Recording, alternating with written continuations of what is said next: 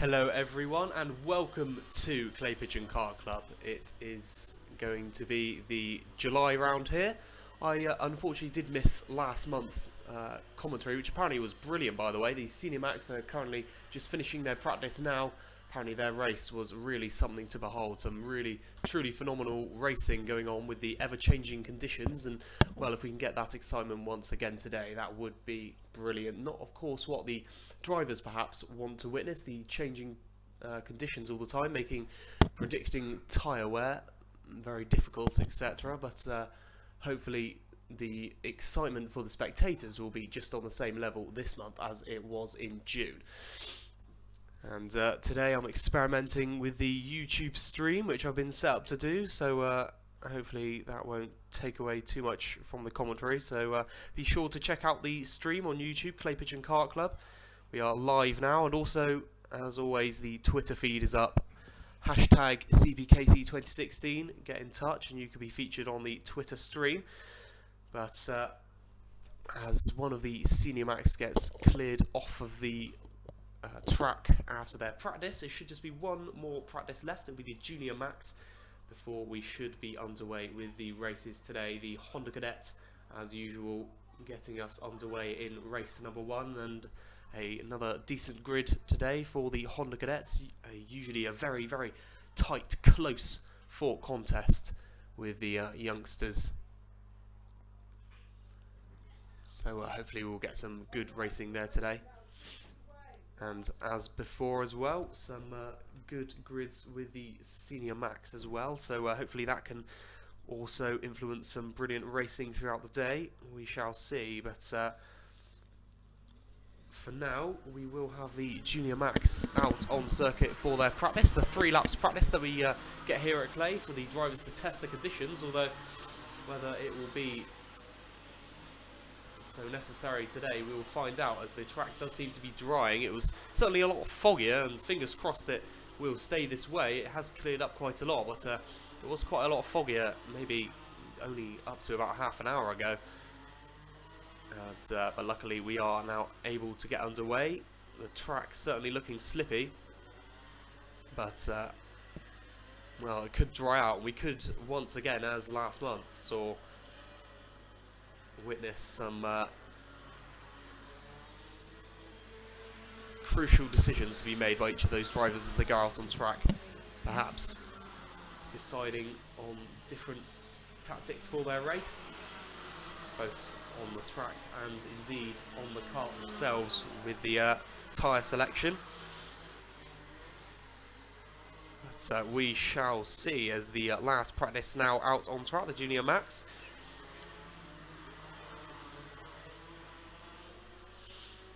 Racing shortly, I'm sure.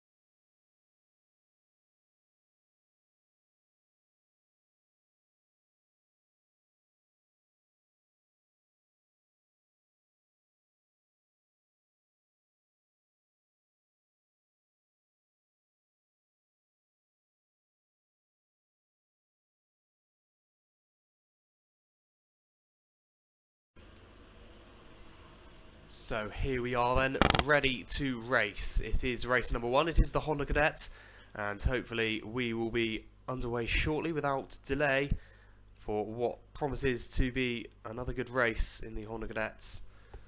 On pole position, I believe, Ethan Leader, the number 27. Out he came alongside Sean Cuss, the number 69.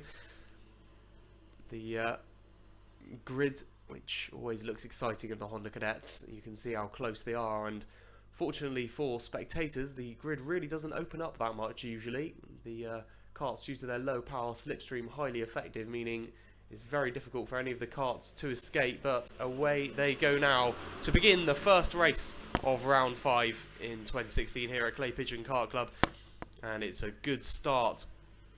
Oh, there was a yellow flag, one of the spinners there straight away, but it's a great start by the number 27, Ethan Leader. Started in second place, went round the outside of pole sitter Sean Cuss, and has a very good getaway indeed, instantly taking the lead, and about half a second of a gap with it.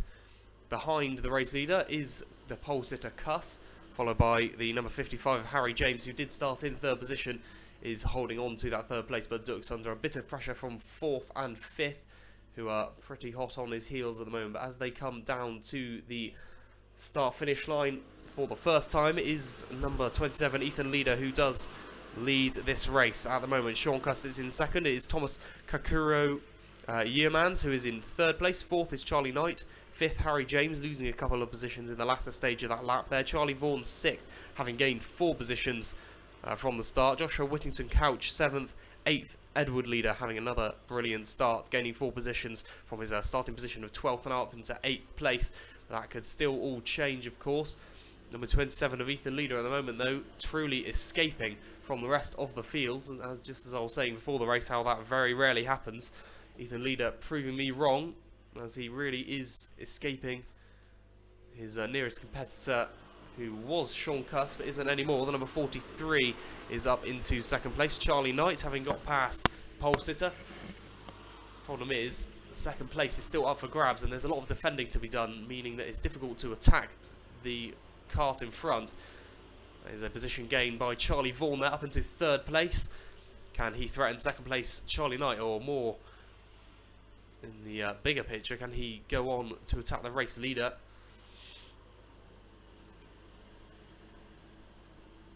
The karts making their way round. A pretty big gap back to the last 3, where 2 of the novices stand at the moment. There are 3 novices in this class: Corin Jenkins, Ethan Simmons and Mason Perrin, 13th, 14th and 15th respectively. See how they compete with the rest of the karts out on a bigger scale, but the gap between 13th and 14th already over 4.5 seconds, so you can see that gulf emitting there. But it's hard, of course, then, because of the karts so similarly powered and often very similar in terms of performance. It is difficult to catch up to a kart once they have escaped, but also does mean that it's difficult to escape in the first place. But that is good news for Ethan Leader, as he is escaping from the rest of the field, opening up that gap with each lap that he goes by. Also holds the fastest lap at the moment at 44.05, which was set on the previous lap.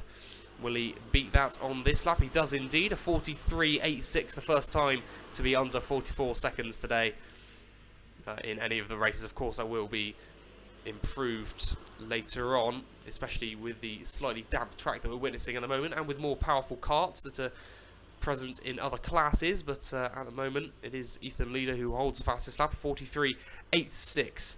The only other driver to get under the 44 mark is Thomas Kakarulo Yearmans, who is in 4th place with a 43.91. So he's quicker than the 2 karts in front of him. Can he get past Vaughan and Knight to perhaps threaten the race leader?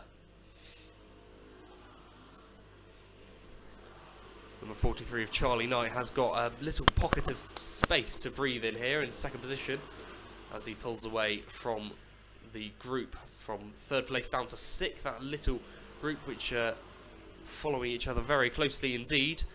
Kakaruo Yearmans has managed to get past Charlie Vaughan. He's now up into 3rd place, the final podium spot. 4th place Vaughan, and then the C-plated Ollie Tyler is in 5th place. Edward Leader is in 6th position. And then a pretty big gap back to 7th place. And the pole sitter Sean Cuss, who is holding on to that position under a bit of pressure from 8th placed Harry James here. Across the line goes Ethan Leader, who seems to be a little bit slow going over the line, it must be said. Whether he had a little bit of a problem there, I'm not sure, but Charlie Knight closed in by 0.14 seconds on that previous lap. There's still 3 minutes and 20 seconds to go of the 8-minute heat, so still an opportunity for the race leader to be passed, but whether that will happen, who knows. 2nd place Charlie Knight certainly got to produce some real pace in that number 43 in order to catch up, but the good news is that the fog has well and truly cleared.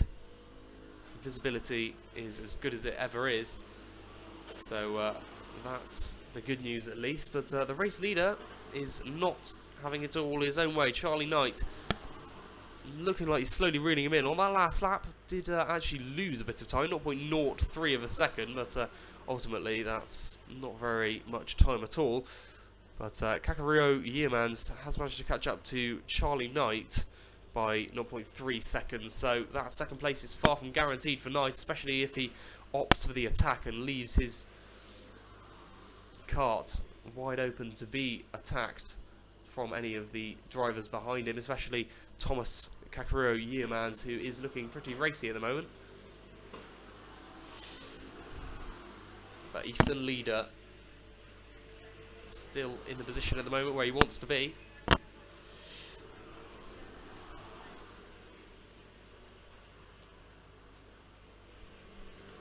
As each of the drivers make their way around once more. The race leader now heading into the horseshoe with 1 minute and 44 seconds to go.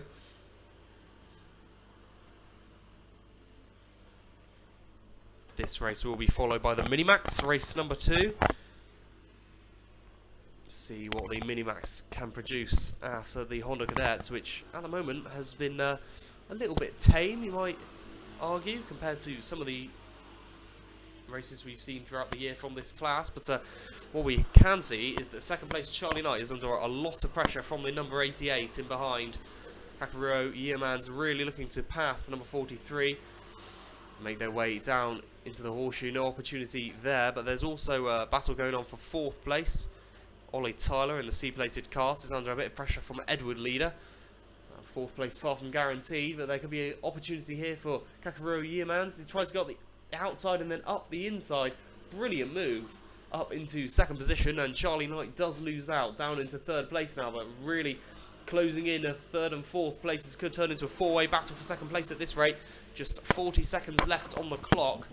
This could well be the penultimate lap, maybe, probably not, but it could be. It's certainly going to be close going across the line, but regardless, am I allowed to just call him Yeomans? I might just do that. But up into 2nd place now. Charlie Knight is 3rd, 4th Ollie Tyler. Edward Leader is in 5th place, and that is turning into a 4-way battle for 2nd place. Any of them could still take it at this rate. Just 10 seconds left on the clock. Will race leader Ethan Leader be able to get across the line before that clock hits 0? I'm not sure whether he will, to be honest. It's going to be very close indeed. Is 0 just over the line? So this is the last lap now. Last opportunity for any of the drivers to change their positions, and that is the case for, well, 2nd place. Kakariko Yeomans has managed to escape somewhat for that 2nd place, but certainly for 3rd, the battle's still on. Charlie Knight having to defend ferociously.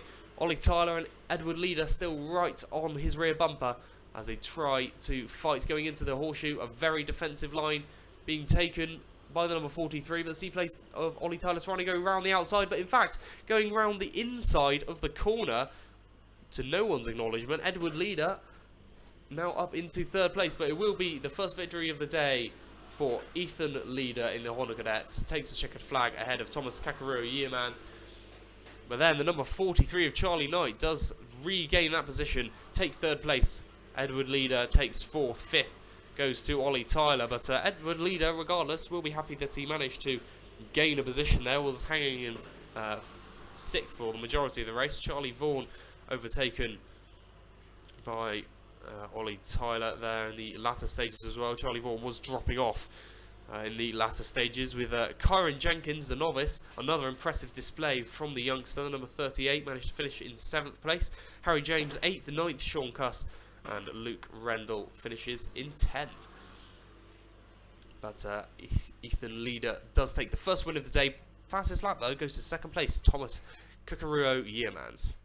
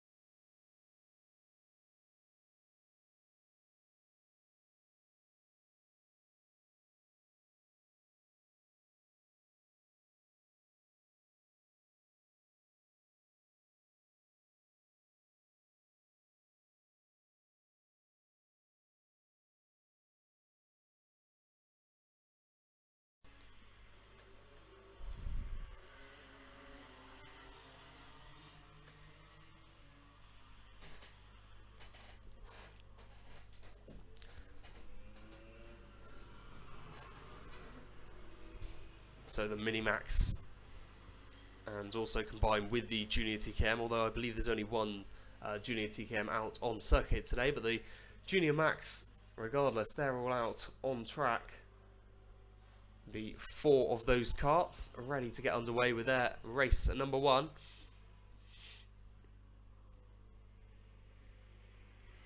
Off they go then for their first heat of the day.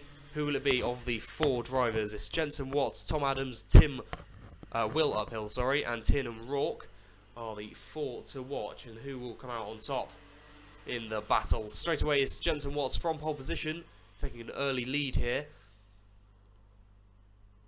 But the 4 karts at the moment, nothing to separate them. Still a lot of time left, but good to see close racing in the very early stages of this one. Tom Adams does go up the inside, takes the lead for now, number 57. I do believe it was him anyway. We shall see. It might be Will Uphill, but not sure. No, it is in fact Tom Adams who does take the lead of the race in the early stages. Jensen Watts is 2nd. Will Uphill is in 3rd, and Rourke 4th. And the lone Junior TKM of Joseph Hockwood is out on track with his race underway. A guaranteed first position finish for him though, at least. Looks like there has been an incident here. It seems that the number 56 of Tiernan Rourke has dropped off somewhat from the 3 other Minimax karts. Must have been a little incident there that I didn't see, but really does reduce it down to 3 competitors. Tom Adams, Jensen Watts and Will Uphill fighting for the lead of this race at the moment. In the lead of that charge is Tom Adams.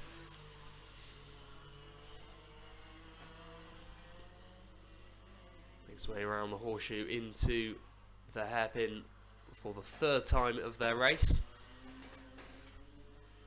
Into this sweeping right hand bend, and then the top bend, which is the start of the straight heading down past the start finish line onto the infamous Billy's Blind here. Are beginning to actually catch up with the lone Junior TKM who is out there, but there's an opportunity here for 2nd place, and it is taken by the number 85 Will Uphill. A little slide, little drift out wide from Jensen Watts, which presented the opportunity for Uphill to take 2nd place, and he took that opportunity, moves up into that position, and now Tom Adams has a bit of breathing space in the lead here.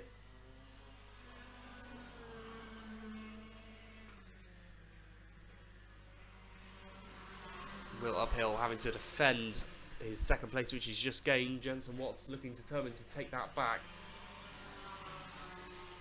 He's yet to carve an opportunity though. Maybe heading down Sturmey Straight into the horseshoe will present that opportunity, but not quite close enough to create that there.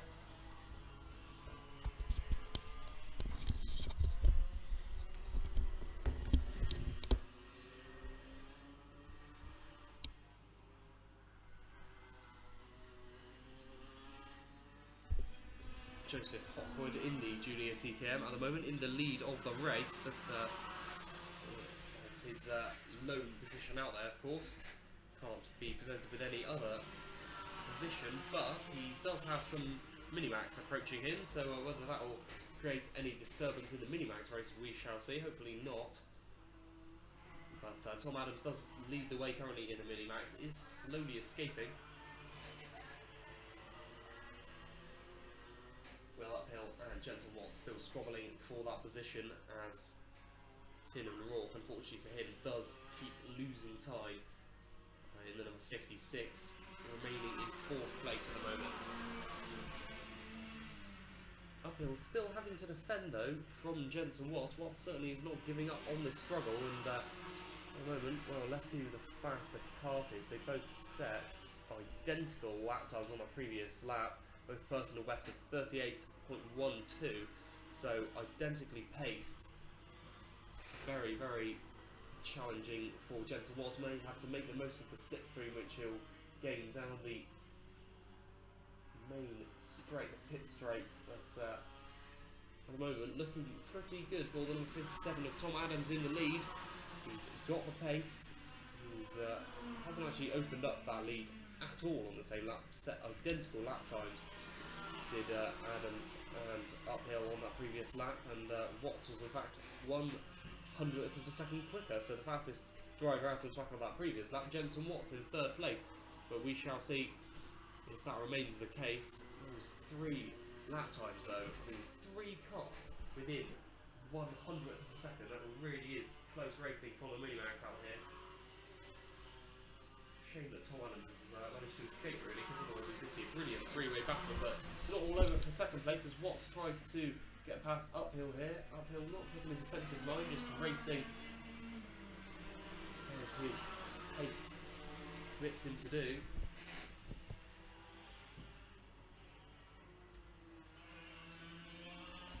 As he tries to hold off 2nd place Watts, who really is trying to get back up into 2nd place.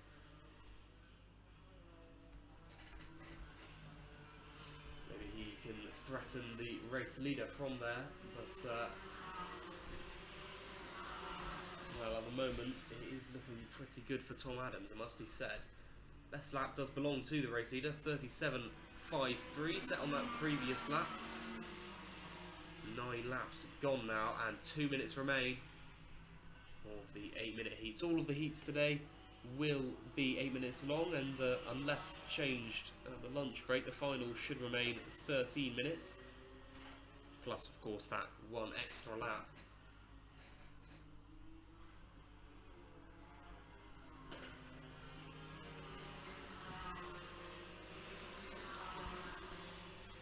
Battle for 2nd still raging strong then. It is Will Uphill having to defend that, but make sure you get involved with the kart circuit today.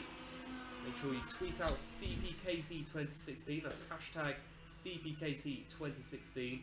If you tweet out, then you will be on the live Twitter feed, but also on the YouTube stream, because on the YouTube stream also is the Twitter feed, so if you do tweet the hashtag CPKC2016, you'll be featured on both the YouTube stream and on the live Twitter feed there. So do make sure you get involved with the club.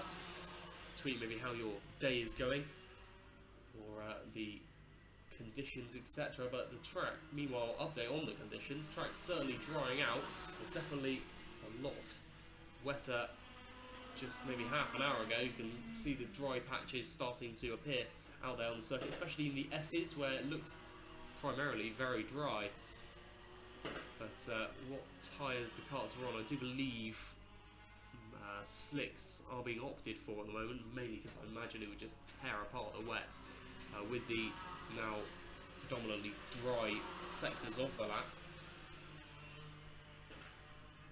Not much changes going on in terms of race position, still remaining the same. It's Tom Adams who is leading the way. Will Uphill and Jensen Watts are in second and third, and Uphill still having to defend that position, but Watts, even though close on his tail, has yet to really try and have a real go at the number 85, but he'll have to now. There isn't long left at all.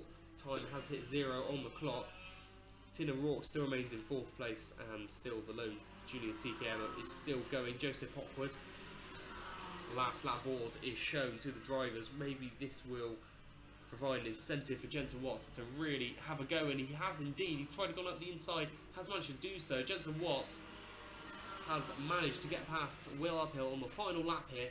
Told you that one lap so often creates a bombardment of excitement in the last closing stages, but in fact Will Uphill has managed to get back. Jensen Watts just wasn't really concentrating so much, maybe drifted out slightly wide, and Will Uphill regained that position. Looks like Tom Adams is heading to his first win of the day. Does indeed take the checker flag in the lead, but it will be Will Uphill who should come across the line. He does indeed come across the line ahead of Jensen Watts. Watts did have second place, but just lost it seemingly. Lost the traction of the kart, drifted out wide, and Will Uphill was able to take second place once again. Tin and Rourke comes across the line to finish 4th, and Joseph Hopwood finishes the junior TKM race as he comes across the line in the number 33. But that is the Minimax and junior TKM Heat 1 completed. Tom Adams taking the win, but Will Uphill taking second place after Jensen Watts threatening but unable to maintain that position.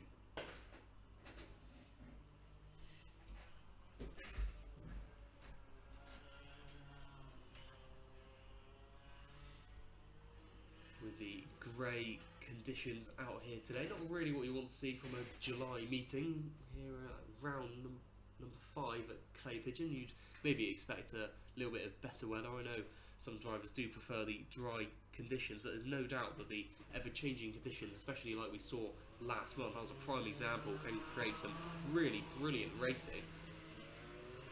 And well, as I've said, if you can get anywhere near the excitement of last month, we as spectators certainly are in for a treat, because there was some truly brilliant racing. I'm told I was actually away. I was rehearsing for a show I was going to be in, but also with A-levels on the horizon seemed like a wise idea. But luckily I'm on my summer holidays now, so that's good news.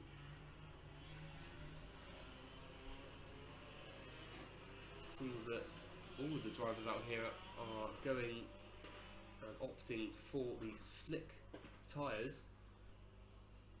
There's still a visible puddle just before the horseshoe, so it's certainly far from completely dry out there, but maybe being out on slicks is the better option. As I've mentioned, a lot of the track is predominantly dry, but there will have to be some cautious racing from the drivers to make sure that they don't spin, which I imagine will be the main threat out here with the slightly damp track. I mean, you can see the Sturmey Straight mainly dry. The start of the Sturmey Straight is dry, and then it's a little bit wet in the middle, but obviously spinning on a straight is pretty unlikely. Going around the corner here, the horseshoe seems pretty dry, so certainly slicks at the moment seems like the healthier option, and the drivers are abiding by that logic. But will it come to harm them? We shall see, and well, we shall see also in the finals later on, where the most points are up for grabs, whether the choice of tyre will affect the outcome as it did in the Senior Max final last month.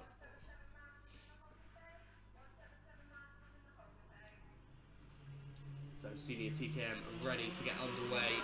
Race number 3, away we go. It's Derek Hunt who takes an early lead. He didn't have such a great time last month, so he tells me, but this month we'll be hoping for better. The number 35 Max Tad, who started on pole position, is in an early second position here. Will Davis, Mike Reese and Oliver Nitch-Smith are the other competitors out here today. The 5 Senior TKM drivers out on track. And a little bit of squabbling further down the order. Mike Reese and Oliver Nitch-Smith having a battle there.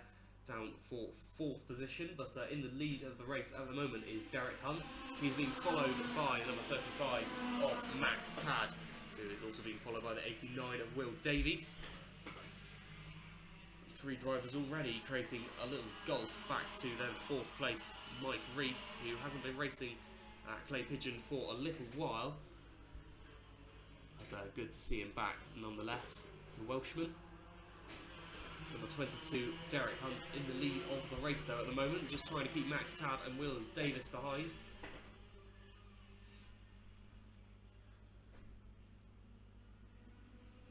Heading down the pit straight once more, and the number 22 leading the way from the 35. Will Davis is in 3rd position. 3 karts separated out almost by exactly the same margin. The drivers head down once. Again, not looking particularly cautious at the moment, so maybe it is drier than it meets the eye, but certainly doesn't seem completely dry out there. But obviously the slick's decision at the moment, all of the drivers going for the same, so it does seem to be preferred at the moment. It looks fairly wet at the top of the pit straight. From my commentary box position at least, but quite hard to tell. Nonetheless, still the order remains. No changes in position we have seen since the start of the race on lap 1, so 2 laps gone without any changes in position. Will we see any more of that throughout the race? Well, there's still 5 minutes 40 seconds to go. It's a lot of change for any of the drivers to make, as they'll try and improve on their positions. At the moment though, Derek Hunt will try to hold on to the lead of the race. Will Davis in 3rd position is looking like he wants to maybe challenge for 2nd place. Max Tad, number 35, holding on 2nd at the moment, but whether he will for very long remains to be seen. Will Davis trying to get past. He has a look around the outside there. Like a very optimistic move to me, but maybe wasn't really thinking about an opportunity to pass there, just considering the options. Certainly piling the pressure on Max Tad. Force him into a mistake maybe, force him out wide. Often a key part of a lot of sports actually is just putting your opponent under pressure to try and force them into a mistake which will hand you the advantage regardless of what sport it is, and that's no different to kart racing.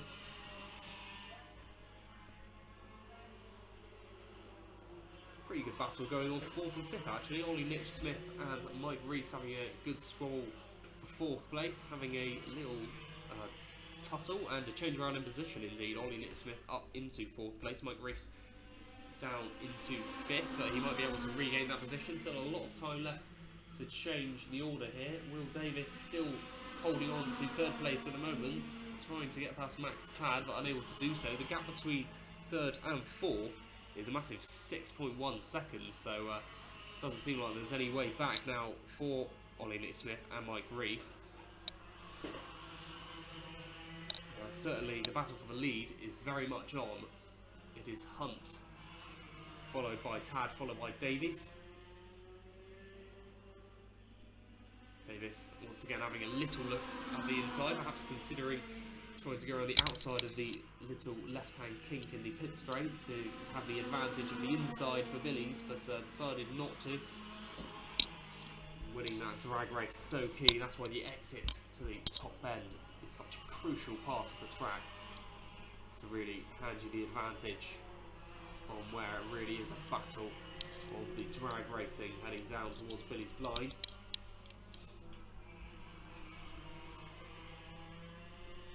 Hunt though, opening up his lead ever so slightly on the last lap, opened up his lead by 0.2 seconds on this next lap, opens up once again, but this time by 0.02 of a second.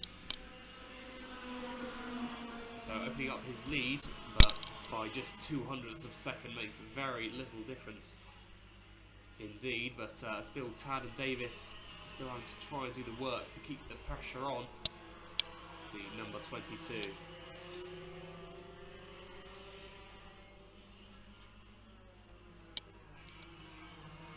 Ollie Nick Smith is looking pretty comfortable with his 4th place though. Mike Reese dropping off slightly, unable to threaten the driver, but the fastest lap does belong to the race leader with a 36.19. Slightly quicker than the 36.26, which is set by Max Tad, which is the 2nd quickest time. So even though it looks like Will Davis is putting the number 35 under pressure, Max Tad does actually hold faster lap time, so maybe that's why it's so difficult for Davis to pass, especially with him supposedly having the lesser pace at this stage, although, well, isn't really closing in on the tyres. They just look very close proximically. 1 minute and 45 seconds to go then, and still the same story is being told. Is Hunt followed by Tad, Davis, and then a large gap back to Nick Smith and Mike Reese. Nick Smith usually a close competitor of those at the front, but today it seemed like he's a little bit off the pace. He's over 8 seconds behind Will Davis in 3rd place now.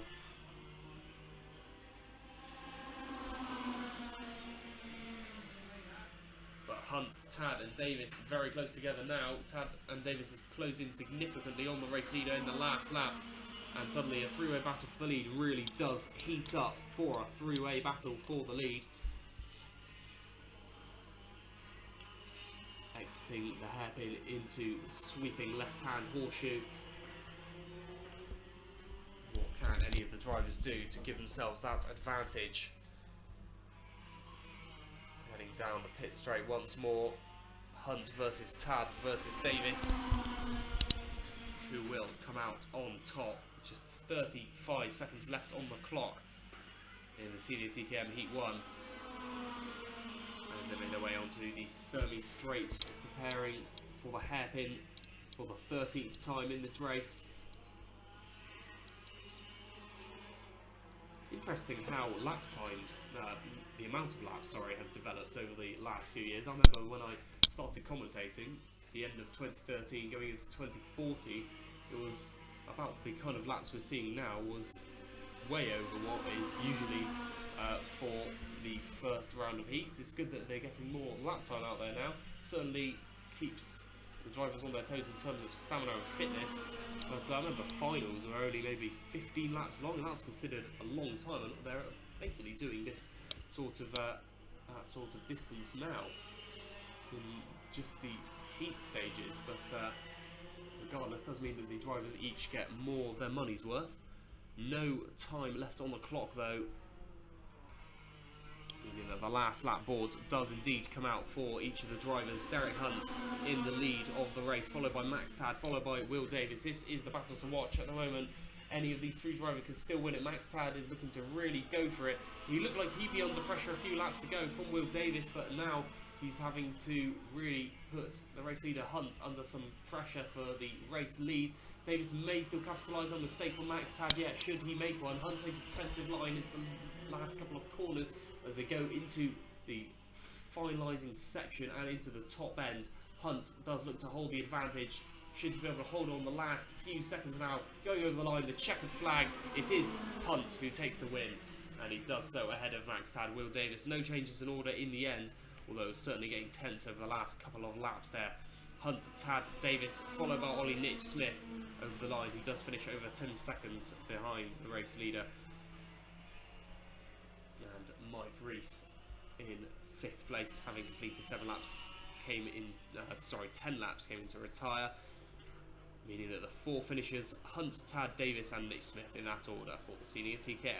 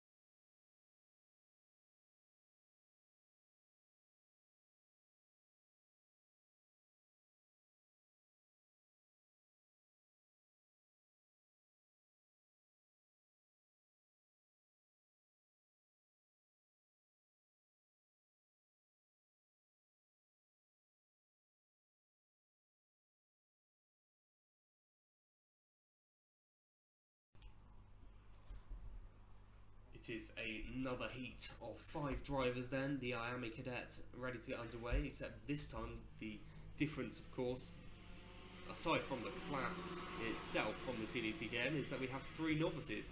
It is Cameron Crockett, Daniel Thorne and Kieran Roberts, the 3 novices who will start at the back of the grid, as they do, of course, with the novices. They will start at the back of the grid for each of the heats, and then any positions they've gained will be where they start in the final, going on the total amount of points they've acclaimed throughout the day. But Aaron Walker and Thomas Brand, therefore, are granted pole and second for the first 3 heats here today. So Walker versus Brand. But we are now underway, and it could very well be not just a battle between those two, but the novices very much getting involved. That is what we've seen from the Miami so far this year, since they've been given their own track time, not just sharing with the Hondas. But Walker does still currently lead the way. Thomas Brown and Cameron Crockett second and third. No changes from the grid order after the first lap, but still a lot of time left for any of the drivers to make any differences. At the moment, though, a bit of pressure on the race leader. Indeed, trying to go round the outside. Number 88 of Cameron Crockett trying to go sweep round the outside of the beginning of the horseshoe. And, well, although I haven't seen that done very often at all, it seems like he's pulled it off. The all-black overalls and kart does go into the lead, but he's overtaken once again by number 71, and this time is 71 of Thomas Brand. Aaron Walker dropping a couple of positions there down into third. That just goes to show that just because you're not a novice doesn't mean that you're not going to get involved with the novices. Novices becoming a really prevalent part of modern racing, especially as we've seen in the Honda Cadet, some of the novices really storming through the field and taking advantage of their pace that they often can get. At the moment, though, it's looking pretty good for Thomas Brand. Only a few meetings ago, I remember Thomas Brand winning every single race, so see if he can repeat that again. 4 races out of 4 really is a big achievement for anyone, and in the Miami class, that's no different. Thomas Brand really escaping at the moment, though, over a second lead already back to Cameron Crockett, closest competitor. Aaron Walker is in third, fourth is Daniel Thorne in the number 5 kart, and then Kieran Roberts is in 5th position.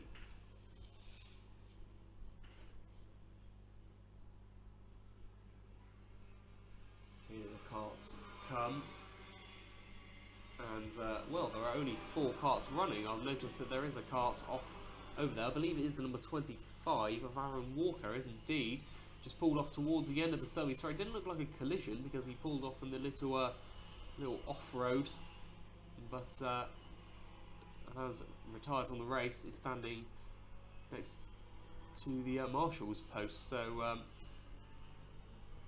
not quite sure why, but the race for the number 25 is over. At least Heat 1 is. But he'll still get points for starting and will effectively take points for last place. So his day far from over. It's just disappointing to go out in such fashion, especially when you are holding 3rd place. But Aaron Walker will hopefully be able to pick up from this and carry on in the later heats throughout the day. The rest of the heats for the Miami Cadet will be race number 11 and race number 18, and also their final race number 25. A real battle for second place, though, as Crockett battles with Daniel Thorne. Thorne in the number 5 trying to get past the number 88, but Crockett taking a pretty defensive line going into the hairpin, and sweeping around the horseshoe does still hold the position there. At the moment, though, all falling nicely into the hands of Thomas Brand, who is over 5 seconds ahead and is looking to be taking the first really dominant victory here in round 5 today. We haven't seen many of them. The first Honda Cadet race actually was surprisingly one-sided, with the victory Ethan Leader, but other than that we haven't seen any really dominant victories, but this could be one of the over 10-second ones at this rate. We shall see. Thomas Brown at the moment, though, looking comfortable with his position. The number 71 holding the fastest lap, unsurprisingly, of 42.02. And that is over a second quicker than anyone else on their field in terms of personal bests. 2 minutes and 45 seconds remain of the 8-minute heat, and Thomas Brown is in the lead. Cameron Crockett is second, third is Daniel Thorne, fourth Kieran Roberts, and Aaron Walker the sole retirement so far.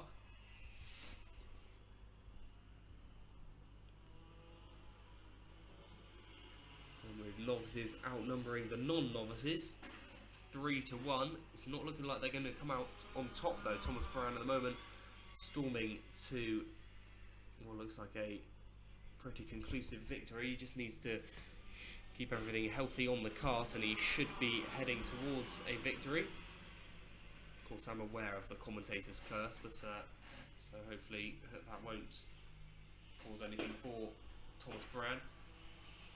Tell you what though, the battle for second place is beginning to get a lot closer. Crockett, who looked like he was in control of that second position, now has some real pressure to deal with from Daniel Thorne and Kieran Roberts, both of whom are not too far behind at all. Those three drivers only separated by just over a second on that last lap, and now they look closer than that to me. Cameron Crockett could be under some real pressure for second place here. Thorne and Roberts trying to go up the inside. Thorne trying to go up the inside, given the inside line going into Billy's blind. Has the back out of the move though. Crockett just a little bit too far ahead for Thorne to truly take advantage of him drifting out wide. But now Crockett does seem to be in a bit of trouble. Didn't have the best exit out of the S's, and indeed Thorne does got the inside to take that position for now. But Crockett looks like he's going to take that back. Going up the inside will be Thorne. Oh, once again, very, very close. Thorne almost went into the side of Crockett there, but just managed to get the brakes on in time. Crockett does maintain that position for now, as the drivers look to have dispersed out slightly, but I'm sure the race will be back on again. Kieran Roberts is not out of this either. The number 78 in fourth place. Has been in fifth place at this very start, but has been fourth since the retirement of Aaron Walker. Hasn't changed about. He'll certainly be looking to do so as he looks to try and catch up to the back of Thorne, who's having a real go at Cameron Crockett here. Looks like this is the best place to pass him. Once again, he just seems to have more pace going down the stubby straight does Thorne, trying to take advantage of that difference he holds over Cameron Crockett.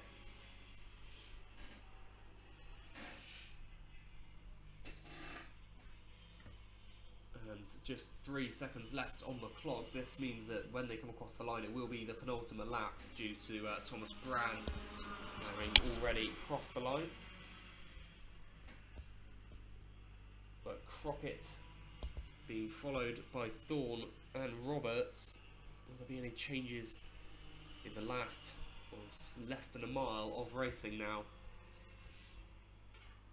Gap for Thomas Brown over 17 seconds on that previous lap, an absolutely huge margin for the number 71. Number 88 of Cameron Crockett in the lead at the moment, but it's certainly far from guaranteed. Roberts and Walker right on his tail. Will there be any changes coming onto the last lap then as they head down the pit straight onto the start finish line? Any changes in the last half mile? Crockett holding on to that position at the moment. Thorne is in second place under a bit of pressure from Roberts, but Roberts doesn't look so racy. Maybe an opportunity down the inside. Roberts certainly considered it, but couldn't quite get his kart in the right position. Crockett still holding on to second place at the moment. Checkered flag goes for Thomas Brown as he takes the win, and the first win of the day for the Miami Cadets. But Crockett still battling for second place. Thorne maybe just lacks that experience to get past the number 88 as they make their way almost 3 abreast going across the line. Who will it be going across the line? Is that number 88 who does just take the second place from Daniel Thorne and Kieran Roberts. The 3 novices very close together in the end. They're only separated by just over 0.2 of a second going across the line. But Crockett will be thanking his lucky stars that he did manage to keep Thorne and Roberts behind him until the very end. But Thomas Brand does take the win ahead of an exciting race from the Miami Cadets.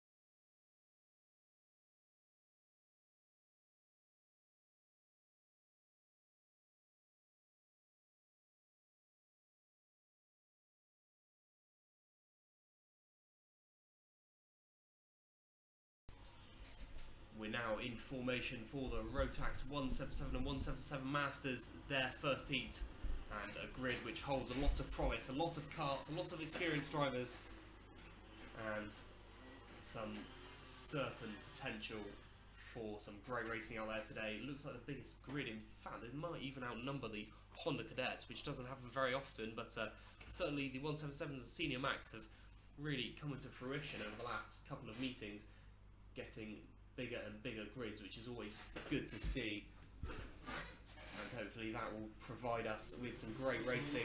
And the lights go green, away we go with the 177s early on here, running with Joe Walmsley and Martin Howell on the front row. Martin Howell, of course, one to watch, often a very quick driver, who also, of course, keep your eyes on number 70, Daniel Martin, always a very quick driver indeed.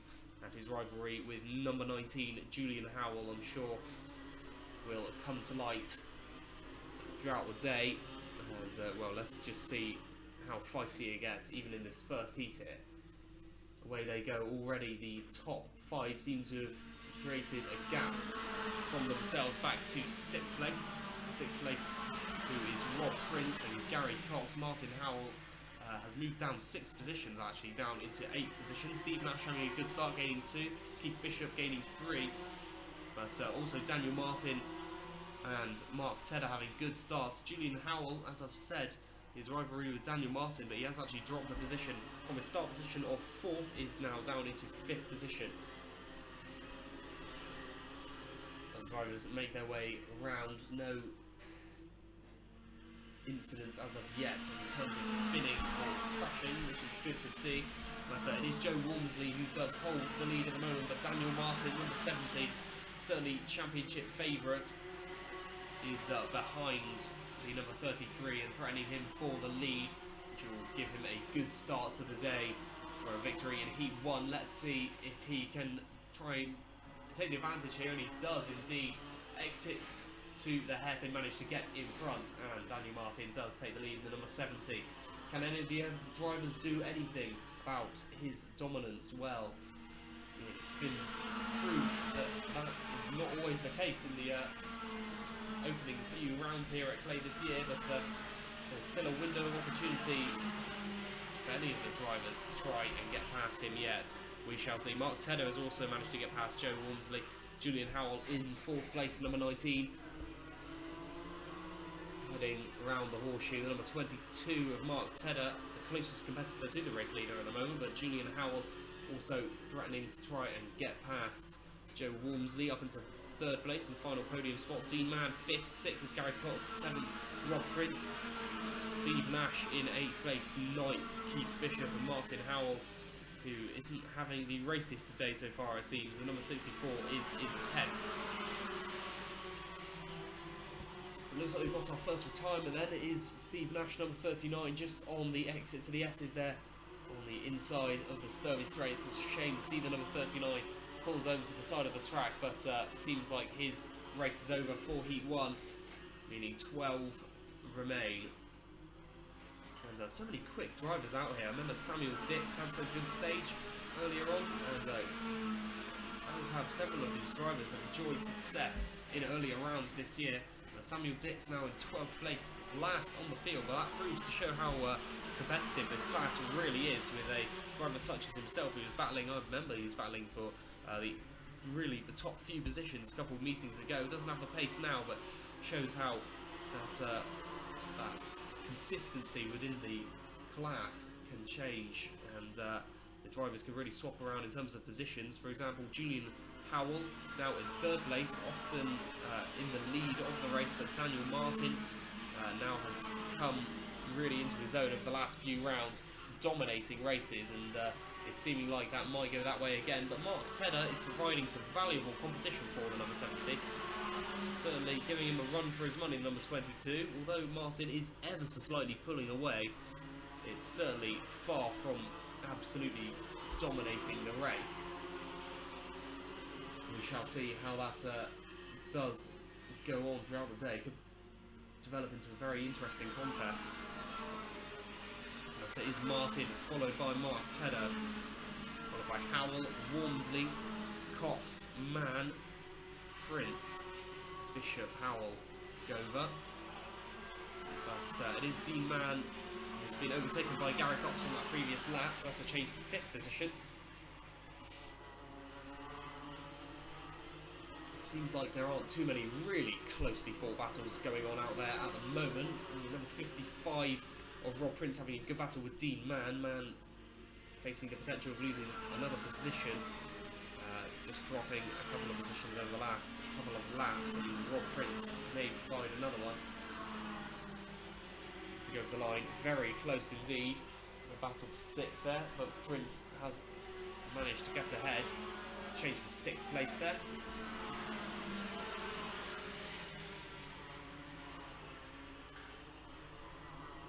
Daniel Martin in the lead at the moment. Mark Tedder, in fact, has managed to catch up slightly, gaining time by a tenth of a second on that previous lap. So Daniel Martin really might be thinking, hang on, there's someone actually on my bumper here. This could provide a bit of competition, but Daniel Martin will do his best, as always, to try and escape the rest of the field and gain maximum points. 30 points are available for winning the heat, which is still on for at the moment. Definitely slicks weather now though, the track predominantly dry, and that is providing drivers with some good dry racing, meaning that it really is down to the sheer competitiveness of the drivers and the kart, rather than the proportion they may have to go around not to spin at certain wet patches, etc. Certainly looking like it is dry weather out there at the moment. The number 22 of Mark Tedder though is threatening the race leader. Not a huge amount of time left, 1 minute 40 seconds, but still enough time for him to close in potentially, but 0.86 of a second, certainly not close enough to think about making a pass at the moment. Julian Howell in 3rd place though, separated from his rival by the number 22, Mark Tedder, in 2nd position. Joe Walmsley is in 4th, 5th, Gary Cox, and 6th, Rob Prince. Dean Mann, having dropped to 7th, hasn't lost any more positions yet, I don't believe, but certainly isn't really lacking in pace, but those ahead of him are quicker. Personal best in Sector 1 was actually set by Dean Mann on that previous lap. Fastest lap does in fact belong to 2nd place Mark Tedder, just 1/100th of a second quicker than Daniel Martin, but nonetheless is quicker and will hold the fastest lap time. And well, I don't know if it was the case last month, but certainly over the last couple of months where I commentated, it was Daniel Martin was taking fastest lap and win nigh on every race. So good to see that Mark Tedder is adding some truly viable competition here. Half a minute left on the clock.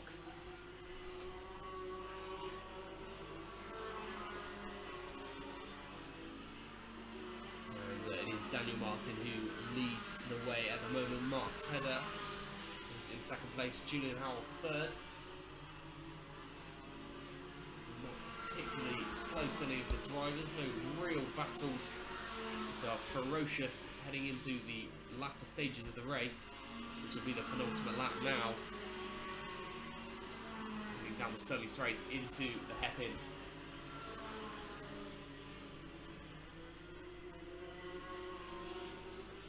Into the drivers go. Daniel Martin leading, and leading relatively comfortably, you'd say, but Mark Tedder certainly not backing off the gas. You can see he's trying to do everything he can to catch up to the rear bumper of the number 70. Running into Billy's blind, it is Daniel Martin who holds the race lead, with the last lap board being shown.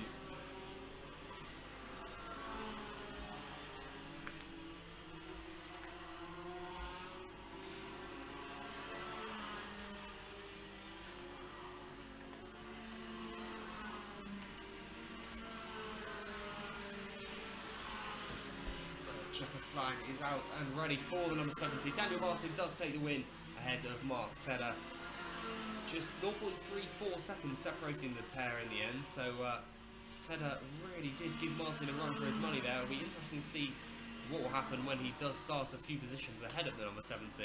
Julian Howell in the number 19 finishes in 3rd place. Joe Walmsley 4th, 5th Gary Cox, 6th Rob Prince, 17 man, 8th Keith Bishop, and Simon Gover in 9th position will finish ahead of Samuel Dix. Martin Howell and Tony Wilson will round out the rest of the field in 11th and 12th place. But the 177s with a big grid, not a huge amount of action to report, but Daniel Martin is perhaps beginning to realise that there is a bit of competition with Mark Tedder after all. And we will move on to the next race. Now, the Senior Max, having had some really brilliant racing last time out, to see if they can replicate that here. Race number 6, Senior Max, out next.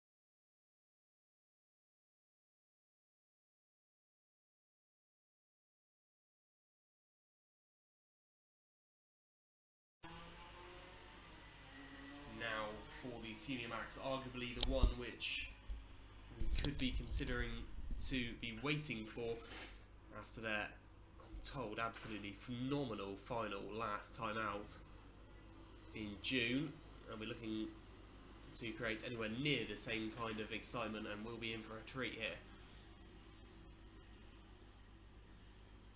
13 drivers for the Senior Max looking to create another great race here. Heat number 1 of the Senior Max today. This will be the penultimate of the first heat before the Junior Max will come out for race number 7, and we're back to Honda Cadets to restart the cycle. But we are now away with the Senior Max as the roar of karts gets us going. Number 88 of Benjamin Gilbert was alongside number 66 of Andrew Crockett on the front row. see how that changes, but all the cars managed to get away cleanly. Off they go, and around the hairpin into the horseshoe for the first time. We already have the established leader. Pole sitter Gilbert seems to have had a relatively good getaway. Number 66 of Andrew Crockett, meanwhile, his partner alongside him on the grid has not had such a good time and is facing backwards on the entrance to the horseshoe. Has definitely had some sort of collision there, but we're looking to try and get the kart going, hopefully before the rest of the field joins up again. Will he be able to get that kart going? Does indeed. Will rejoin very much last, and with a lot of ground to catch up. It's a real notable start. Alex Kite gaining 3 positions up into 5th place, and Lee Hodge also gaining 3 positions up into 10th place from his starting position of last on the grid. So good starts for each of those drivers. But Benjamin Gilbert, pole sitter, does still lead the way. Brad Parrott is in 2nd place, certainly one to watch. Harriet Styles, having won a couple of meetings ago, really has looked like a great competitor since then, and she is, I'm sure, going to be fighting again for one of the top positions today. Ari Barker, 4th place, 5th. Alex Kite, 6th. Thomas Martin, Jasmine Norman, 7th. 8th. Gary Ford, Ryan Hodge is 9th, and Lee Hodge in 10th position. Number 52. Both the Hodges with the reverse of the numbers, 25 and 52. But Benjamin Gilbert at the moment escaping from the rest of the field, it seems. 0.27 seconds his margin on the previous lap.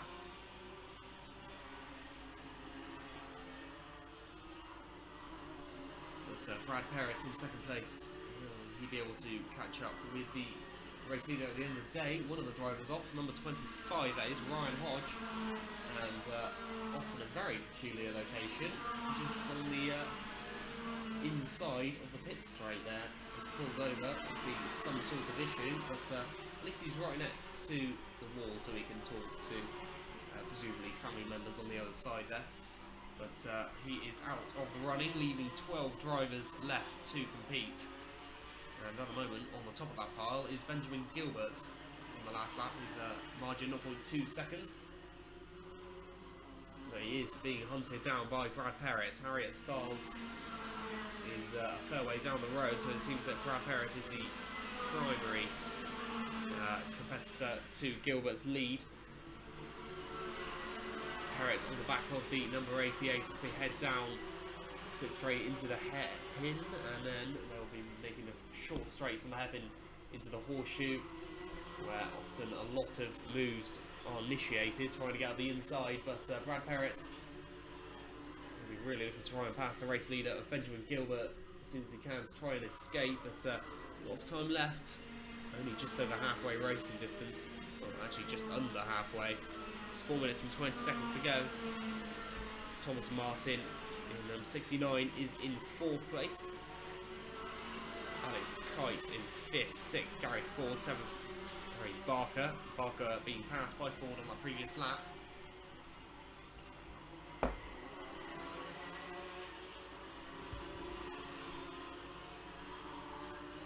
the battle for 1st place at the moment, still Gilbert in charge of that.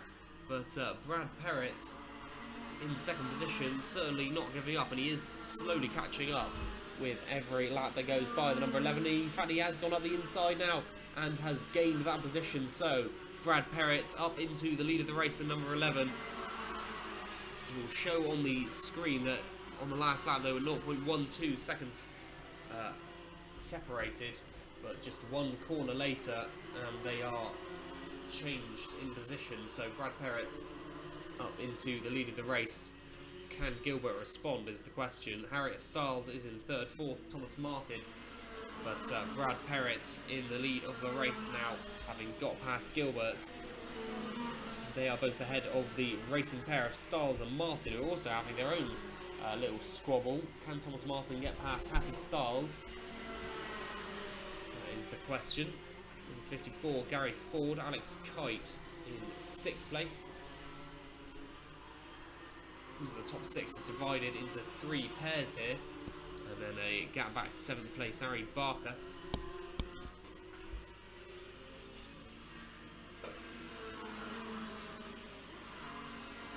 There's actually a couple of small patches of blue sky starting to emerge amongst the clouds, so hopefully we'll see even more clearing up as the water on the track is going, and slowly but surely is disappearing, and well, very much slick tyre territory this is now, but still a couple of slightly damp patches out there, but hopefully with a few of the clouds getting cleared up, that should contribute to a warmer and drier day. Let's just hope so, at least. Thomas Martin has managed to get past Harriet Styles, meanwhile, that's for 3rd place.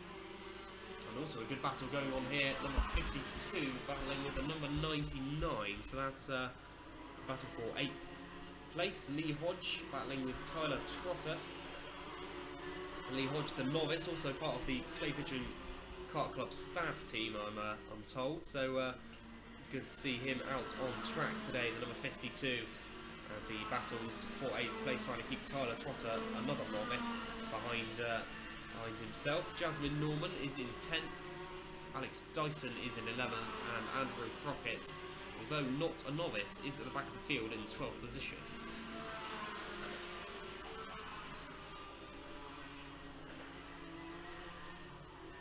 Perrett does still lead the way though from Benjamin Gilbert. Thomas Martin is followed by Harriet Styles for 3rd place, but in fact that has opened up somewhat. Thomas Martin starting to get away from Harriet Styles, and that 3rd place is looking more and more certain with every lap. 40 seconds to go.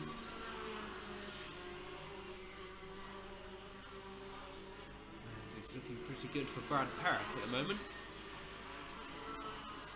Changing position for 8th place, Tyler Trotter has managed to get past Lee Hodge. Fastest lap, meanwhile, belongs to 3rd place Thomas Martin. So having got past Harriet Styles, he's found some real pace. And well, in fact, I say that, but he actually set that fastest lap on a lap number 8. So 5 laps ago now, 34.91. His time. None of the other drivers actually managed to get under the 35 mark, so he's quicker by quite a significant margin, it has to be said. Next quickest time at 35.11, which is set by 5th place Gary Ford. So although Brad Perrett and Benjamin Gilbert are in 1st and 2nd, neither of those two are in the top 2 in terms of pace. So it'll be interesting to see when the grids do get mixed up later on in the day, how that will influence each of the drivers, and well, the drivers that are quicker at the moment in Gary Ford and Thomas Martin, but Harriet Styles under some pressure from the number 54 Gary Ford here, coming up to the latter stages. It is the last lap now. Last lap board is being shown, and there's a real battle going on between the number 52 here of Lee Hodge battling with Tyler Trotter. Checkered flag should be coming out for the number 11 of Brad Perrett, who does take the win ahead of Benjamin Gilbert. Thomas Martin takes 3rd. 4th, Harriet Styles, but was not too far followed by Gary Ford in the end. 6th place goes to number 97 of Alex Kite. Harry Barker takes 7th place. And going over the line, it'll be Lee Hodge versus Tyler Trotter, who will take 8th, and they're very close to D going over the line. It is Tyler Trotter who does, in fact, manage to get past Lee Hodge right at the end, but they're separated by 0.01 of a second. Incredibly close racing from those two novices then in 8th and 9th place. But Brad Perrett does take the first win of the day in the Senior Max. Benjamin Gilbert 2nd and Thomas Martin 3rd.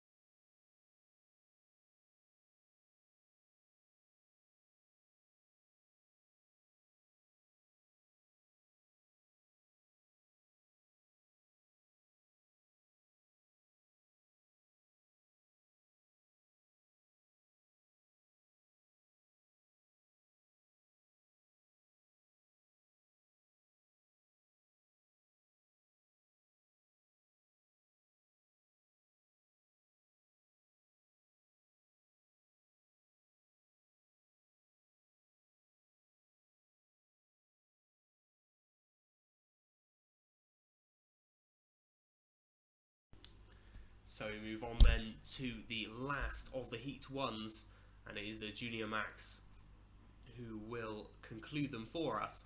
The 6 karts out there on track, ready to get underway. Shepherd alongside Goodburn on the front row. And away we go with the race then. So heading into Billy's Blind are now running, and Angus Fry versus Bradley Shepherd from the start. 3 non-novices and 3 novices out there on circuit. Of course, all the novices start at the back, but can they get ahead of any of the more experienced drivers? Fry, Shepherd and Wilson Brown as the top 3 on the grid, and that will stay the same as well, but can they maintain those positions? Number 46 of Angus Fry, we know, is a quick driver, as is Bradley Shepherd, but in fact it is Harry Wilson Brown in the lead from the start, gaining 2 positions, started in 3rd place, up into the lead. Bradley Shepherd is in 2nd place, 3rd Angus Fry, 4th Michael Goodburn, and then Fraser Danoon and Bradley Watts in 5th and 6th. That is how the grid pans out at the moment. See if the novice karts can actually hang on to the more experienced drivers. See if they can maintain the pace that the other drivers do have. Will have, as you expect the drivers to be quicker than those of novices, but Michael Goodburn in the novice kart, number 12, in 4th place, ahead of Fraser Danoon and Bradley Watts in 5th and 6th place. 2 laps gone, Wilson Brown in the lead, followed by Bradley Shepherd and Angus Fry.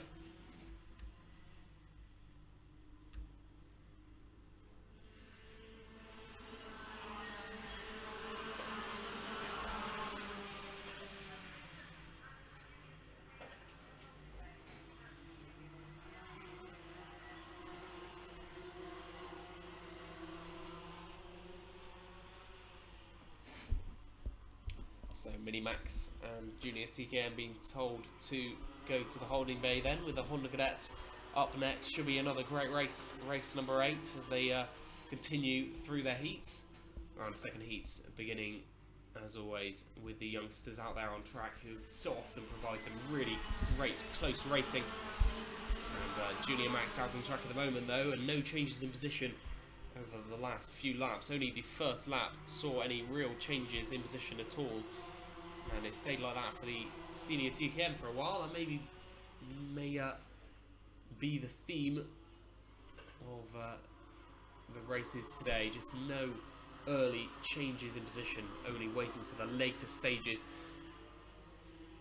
to make the passes, which sort of like the Euros this year, with all the late goals that we've experienced. Of course, it is the Euro 2016 final later on at 8 o'clock.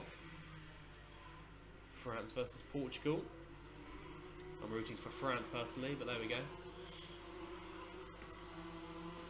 It's Harry Wilson Brown who leads the way in the Junior Max Heat 1 though, in a slightly, only ever so slightly more informal sport of kart racing here at Clay Pigeon, rather than the Euro 2016 final, but personally hold them both in similar regard.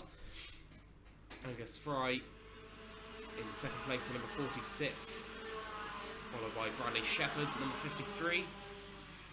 Still no changes in order, although the drivers aren't a million miles apart in terms of the gaps between them. Just no one's close enough to really make a move. The close drivers are indeed the novices at the back, and in fact, I say that, but Bradley Watts really having a go at Fraser Danoon here for the pride of not being last, effectively, the pride of being 5th position.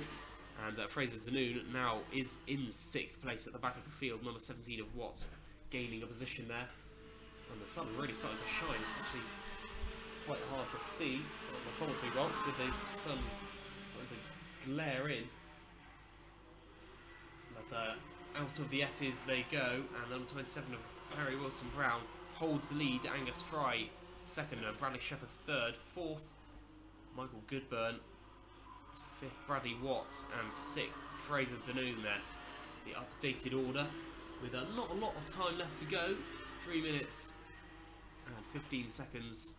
Still a lot of time for things to change, but we're over halfway through the race now. And if any of the drivers further back want to start really challenging for the positions further up the field, they're going to have to find some pace from somewhere.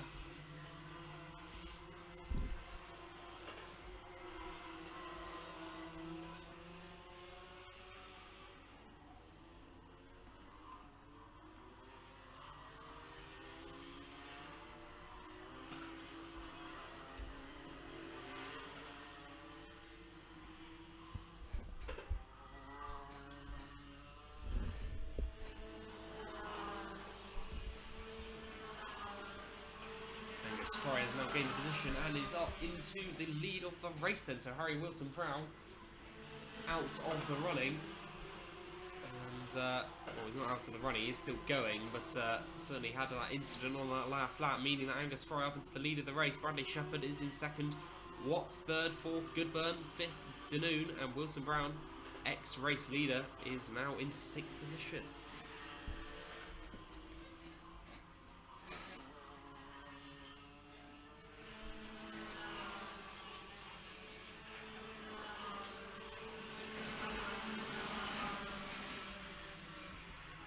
Actually getting pretty toasty in the commentary box, I'm going to lie.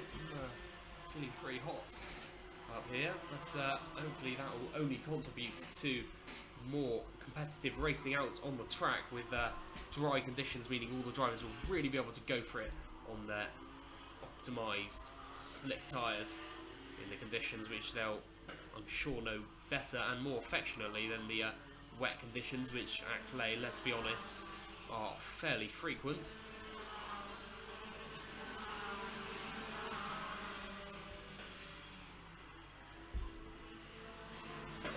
Just 1 minute and 10 seconds to go then, and Angus Fry is holding the lead, and apart from that moment of madness with Harry Wilson-Brown falling down the order, there hasn't been so much to talk about in this race. He's over 5 seconds behind Fraser Danoon in 5th place, but the race been pretty toned down, it must be said. There's not huge amounts of action going on, and a little bit of a squabble with the novices further down the order, but Angus Fry looks almost guaranteed to take a victory here, which has been nearly gifted to him from Harry Wilson-Brown, might be argued. But Harry Wilson-Brown's incident means that Fry up into the lead of the race. I've already said about getting involved with the Twitter feed, the hashtag CBKC2016, but also make sure you like our Facebook page, Clay Pigeon Kart Club. Several hundred likes on there now, and if you do like our page, you'll be in touch with the latest pictures, information, updates about the next and previous rounds, and certainly something interesting to get on your news feed, so make sure you hit up Clay Pigeon Kart Club on Facebook.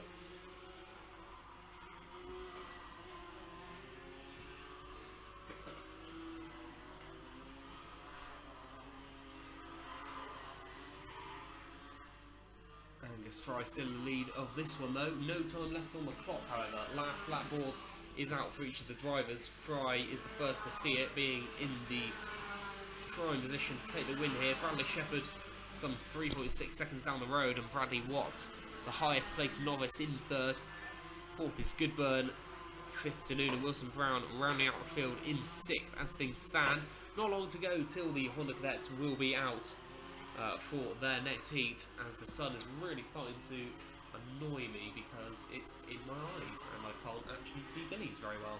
But it's good that the sun is out and we will be seeing some great racing here, I'm sure. Checkered flag goes for Angus Fry, who takes the win in number 46. Bradley Shepherd takes second, third Bradley Watts, and Goodburn, Danoon and Wilson-Brown round out that race.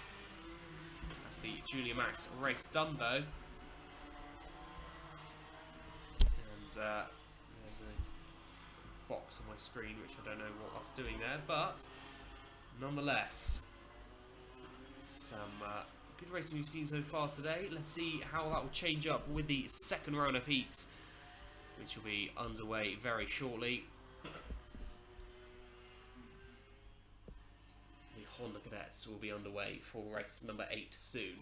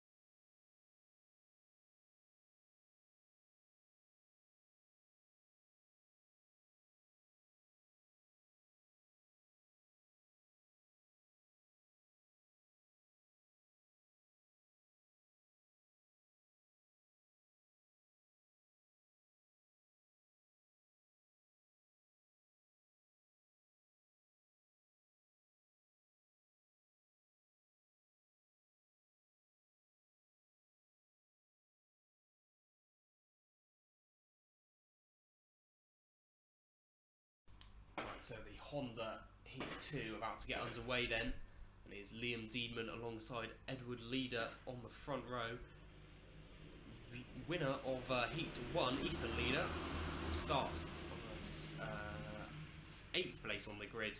There we go, as we are now running with the Honda Cadets Heat number 2.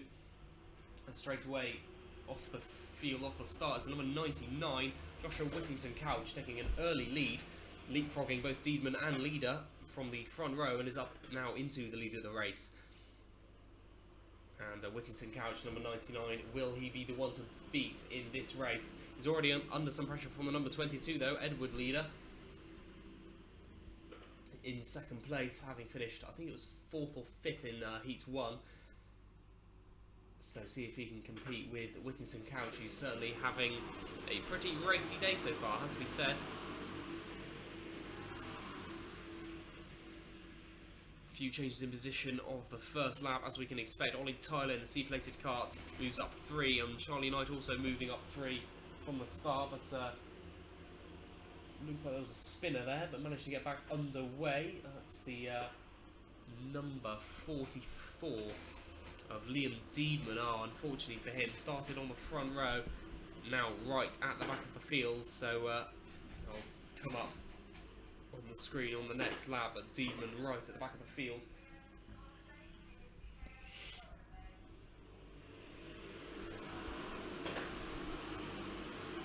Now Edward Leader up into the lead of the race, having got past the number 99, Joshua Whittington Couch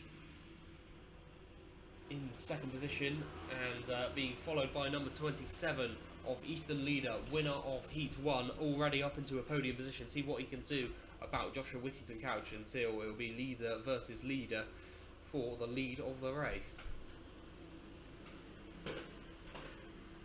Joshua Whittington Couch has really got some defending to do here. He's sandwiched between both Edward and Ethan Leader. Luke Rendell has dropped off down into 4th place now, as each of the drivers make their way down across the start-finish line and onto Billy's blinds. And there's a contact between the leading 3 and the 3 go into the wall. One of them stays in the tyre wall, might be Whittington Couch. And it is indeed number 22 and number 27, Edward Leader and Ethan Leader, get going again, but there was contact between the 3. Whittington Couch went sideways and into the tyre wall, and he'll be looking to try and get going again. Whether he'll be able to do so is a different question, but one of these stewards is going to try and push him here to get his kart going once again. It's going to be a close call actually to whether the rest of the drivers make their way back round, but he does manage to get going again, and Marshall safely off of the track. But this meanwhile does mean that the C-plated Ollie Tyler is now up into the lead of the race. And the biggest winner of this is Charlie Vaughan, in fact, gaining 6 positions from 9th up into 3rd on that previous lap due to that incident. Kakaruro Yeomans also gaining 3 positions up into 5th now. So the rest of the field being helped by Ethan and Edward Leader and Joshua Whittington Couch, all of whom have lost many positions as a result. Edward Leader, meanwhile, is in 10th place, Ethan Leader in 11th. Can't imagine, with how closely paced each of the drivers are, that they'll truly be able to compete for the win again. And we will get, in the first of the second heats, we will get the first different winner. So that's always good to see. If we can keep different winners, keep churning out throughout the day, it really does keep the day interesting. And now Ollie Tyler in the lead, Charlie Knight in second place, and they've managed to establish themselves as the leading two with a fair gap back to 17 of Charlie Vaughan, who's in third place. Fourth, Sean Cuss, number 69, pole sitter of Heat 1. And number 17 of Charlie Vaughan looking somewhat lonely, separated back to Sean Cuss. Kakaro Yearmans and Cameron Ross have gained positions to the expense of Luke Rendell, who is now in 7th position. Number 69 dropping off now. Sean Cuss not having the best exit out of the S's, meaning that Kakaro Yearmans and Cameron Ross will be sure to take the advantage, could well make their way past. That is looking good for one of Tyler or Knight at the moment. Should they not come together, looking like one of those two will be the victor of this one. No one's quicker than the top two. The fastest lap does belong to second place Charlie Knight, a 41.39. It's the fastest lap time so far today from the Honda Cadets. Very unsurprisingly so, considering the significantly damper conditions of Heat 1. Ethan and Edward Leader are slowly progressing back through the field. They're up into 10th and 8th respectively. But Kakaro Yearmans up into 4th, and he could be on for 2 podiums in a row here. First driver to potentially manage that. I'm not sure if any of the other drivers on the podium managed to do so last time out. I know Ollie Tyler didn't.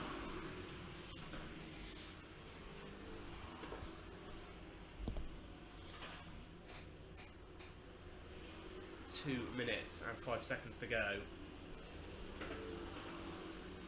And Ethan Leader with a brilliant lap last time, gaining 3 positions and up into 7th place. So fair dues, they've recovered fairly well and could still be on for a healthy haul of points at the end of the race. Number 99 of Joshua Whittington Couch seems to be lacking in confidence and pace now. Now at the back of the field, when he was battling for the lead, and was in the lead in the early stages, wasn't he? But now is being caught up and effectively considered a back marker now, which is a shame. But I'm sure he'll be back with a vengeance in Heat 3 and the final, and still can get his result, which he arguably richly deserves. Biggest field of the day. It is Honda Cadets, still is the biggest grid of the day. It's interesting to compare them with the Senior Max, which does seem to be steadily growing each month. Last month, of course, had the Rotax Regional, so did have a bigger grid for the Senior Max.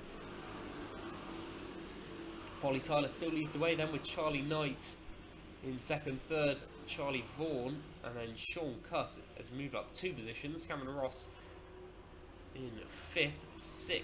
Ethan Leader, meanwhile, so he keeps progressing through the field, does number 27, having to really do it the hard way.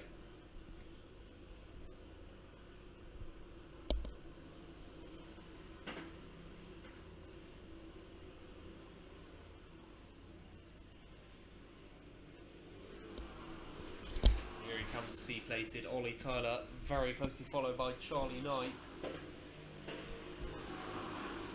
43, who is then followed by Charlie Vaughan, who still is having a pretty lonely race, hasn't seen any other karts for quite a while. He's too far ahead to be threatened, but too far behind to attack any in front of him. Charlie Ross is up into 4th. Kakaro Yearmans, having lost a couple of positions, has regained them and back up into 5th now, the number 88. Sean Cuss is in 6th. Ethan Leader 7th on that last lap. Edward Leader in 8th, and those karts still very much close together. Ollie Tyler, Charlie Knight go across the line then. But the real battle here, battle for 4th, as Cameron Ross tries to go the inside And looks like Ethan Leader can try and follow through here. Will he be able to do so? Being squeezed out on the outside is Kakarot Yearman. He's on for losing a good few positions. He loses 4, but he does actually touch with the number 22 of Edward Leader. They come together, but luckily neither of them go off. So Kakarot Yearman's losing several positions there. But at the moment, though, that's great news for number 27 of Ethan Leader, who progresses up into 4th place.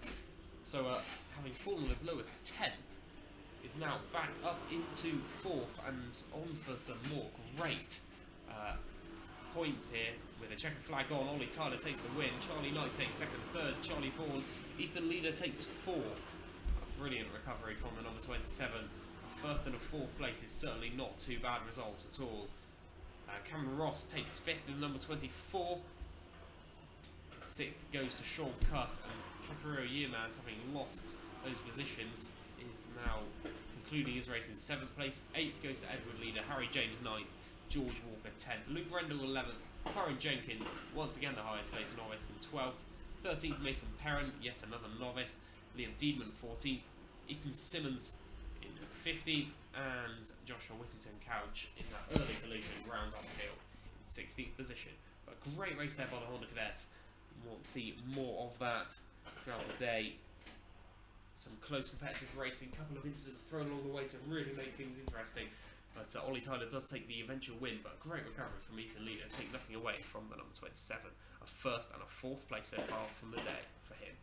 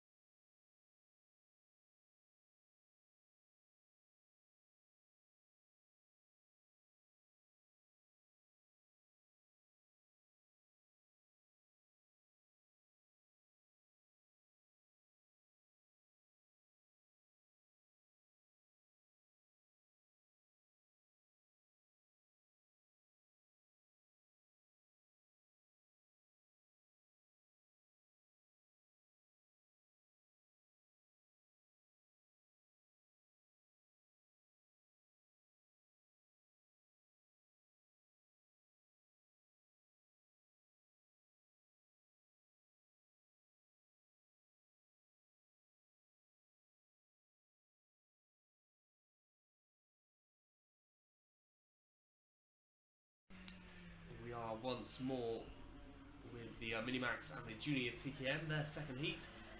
The lone Junior TKM out to Joseph Hopwood. And the 4 Minimax carts out on track once again. And 56 of Tin and Rourke, who had a pretty miserable time last time. With Tom Adams storming to an unquestionable victory last time out. Will he be on for 2 wins out of 2 with a grid of 4? It's certainly a lot easier to find your way at the front because you only overtake 1 car, so you're almost there. But Tom Adams will get such a dominant victory again. Well, we shall see, but we know there are good drivers out there. Will Uphill and the number 85 constantly there on the money, there or thereabouts. But at the moment it is Tom Adams, who is now down actually into 4th place. He's lost those positions, but almost 3 abreast going into the S's. Hopefully there won't be a collision here. Squeezed out wide was the number 56 of Rourke, and once again, misfortune apparently in his hands. And as they head into the hairpin and into the horseshoe once more, new race leader. And it is the number 36 of Jensen Watts now, followed by Uphill, followed by Adams, and then Tin and Rourke in 4th place.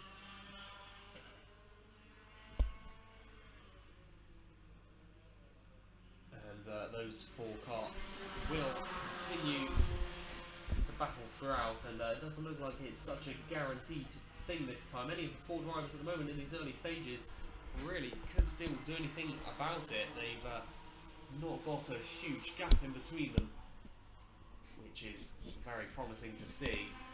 Jensen Watts in the lead of the race. Will Uphill, meanwhile, always having to defend from race winner of Heat 1, Adams.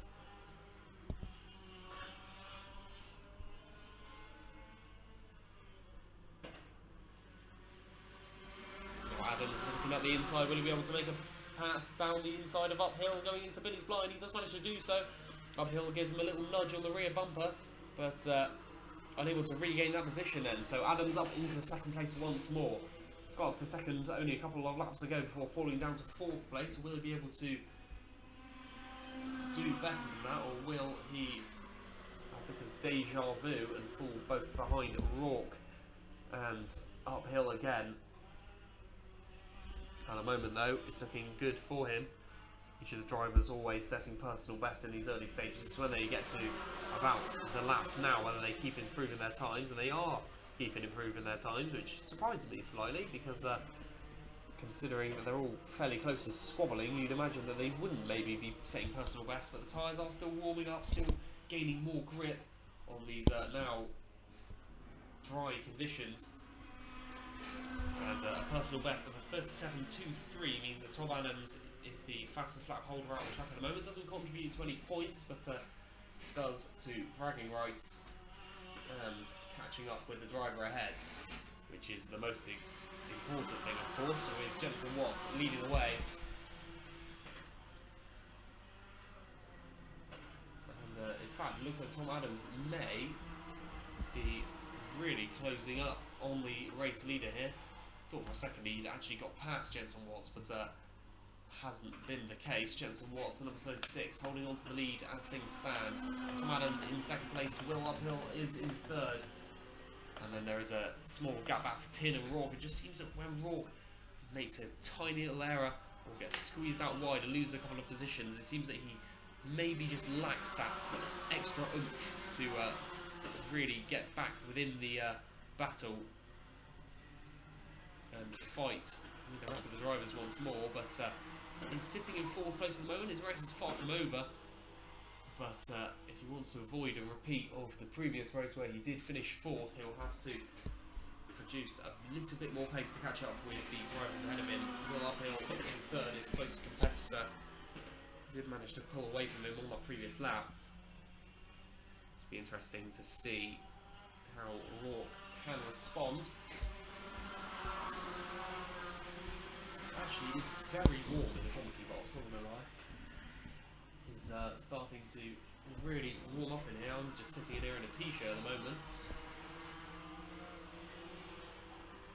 But a fairly grey day at the moment with patches of blue sky here and there. Hopefully it can still warm up to create a lovely, what you'd expect to be a summer day, but then British summers never do produce what you want them to.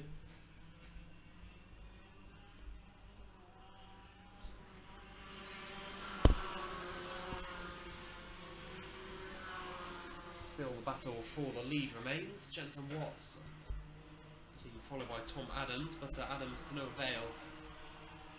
Trying to get past him at the moment. In fact, Watts did manage to open up that lead by a small amount on that previous lap, so looking pretty good for Watts at this moment in time. Tom Adams not really close to him, but that will probably just be the commentator's curse, and now Tom Adams will stall past and head to victory, but well, we shall see. Not long left to go, 1 minute and 45 seconds. Enough time for sure, but not loads of time for either Adams or Uphill to create the opportunity. Will Uphill, just to put it in perspective, he's not that far behind either. Less than a second behind Tom Adams, and just over a second behind race leader Jensen Watts.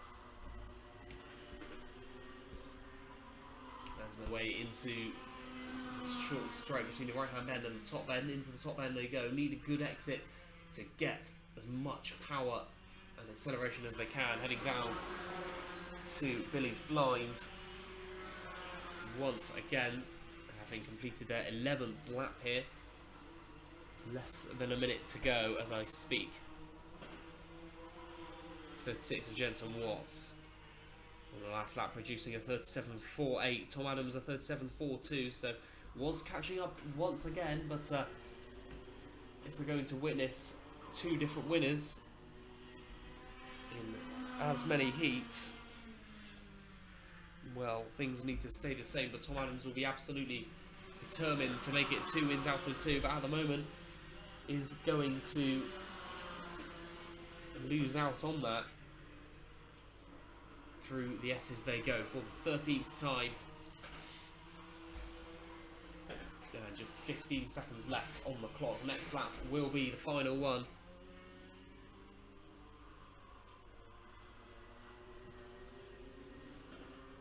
Well, uphill actually is potentially looking closer to Adams now than Adams is to the race leader.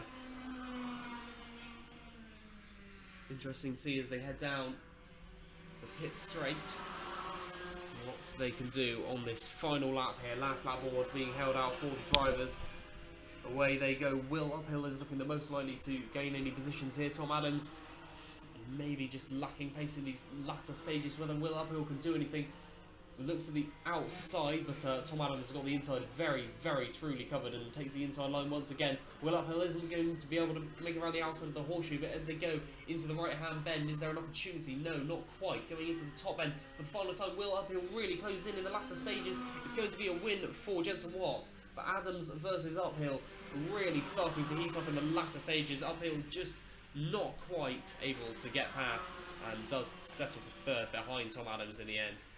Tina Rourke takes 4th place and Joseph Hopward will take the win for the Junior TKM, being the only kart out on circuit for that class. But Senior TKM will be up next, race number 10, after a pretty tense affair in the Minimax.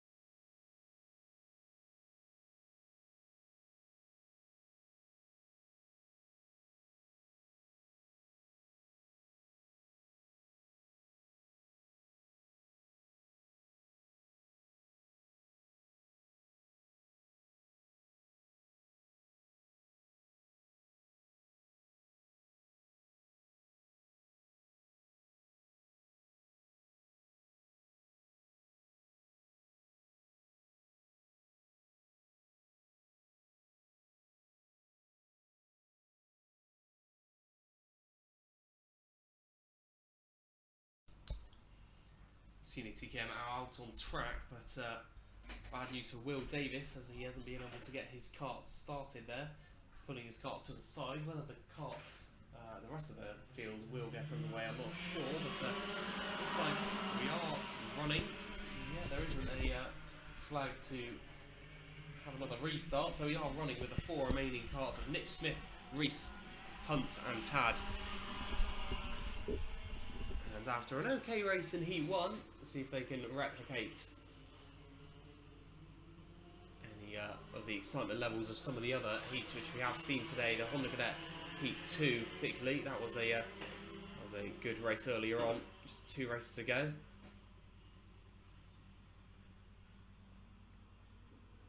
And in an early lead here is the number 64 of Ollie Nitch Smith ahead of Hunt, who leads Reese and Tad. And the clouds starting to break up in the sky, leaving us with some blue sky to look forward to, and some sun that is really, if it hadn't already dried out the circuit, it is definitely doing so now from its last few little signs of water that are on the track. But Senior TKM very much underway, and Hunt goes up the inside and manages to take the lead from Ollie Nitch Smith. So Derek Hunt up into the lead of the race, where he spent basically all of Heat 1, and of course at the victory earlier on in Heat 1. So up into the lead once more, with Ollie Nitch Smith in second position. Mike Reese is in third and Max Tad fourth, but Reese and Tad quite away from the leading two. Mike Reese is in third. Will Davis, of course, out of the running, but Max Tad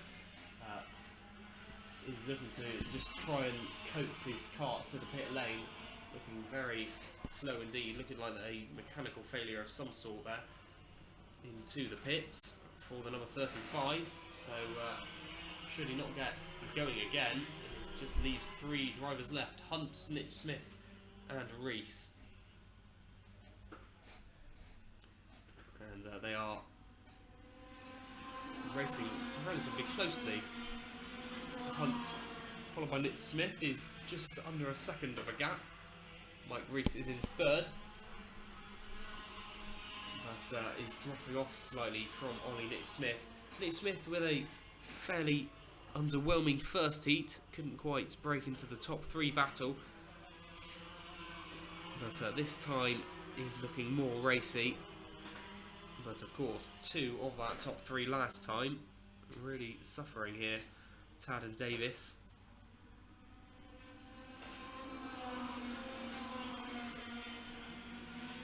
Hunt leads the way, Nitch Smith second, Reese is third.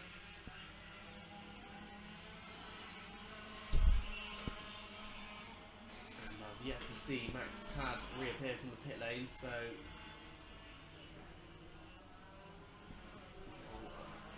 realistically there's no point in coming out again now. The best position he can get is fourth, which is already guaranteed.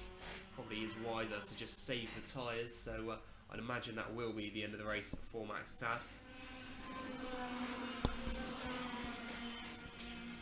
The interesting thing will be whether William Davis will get credit for starting the race or not, because although he did technically make it out of the pit lane and did get past the start-finish line to initiate the formation lap, didn't actually get around that formation lap to start the race itself. So whether he'll be accredited with the points for 5th place or 0 points for not starting, that will be a real influencing factor. Of course, if he gets 0 points, unless one of the other drivers gets 0 points in Heat 3, that will, or is excluded, or gets some other penalty, that will contribute to Will Davis starting in 5th later on. But fortunately, of course, for him, a grid of 5 means that if you start on pole or 5th, you're very, very close together from the start anyway.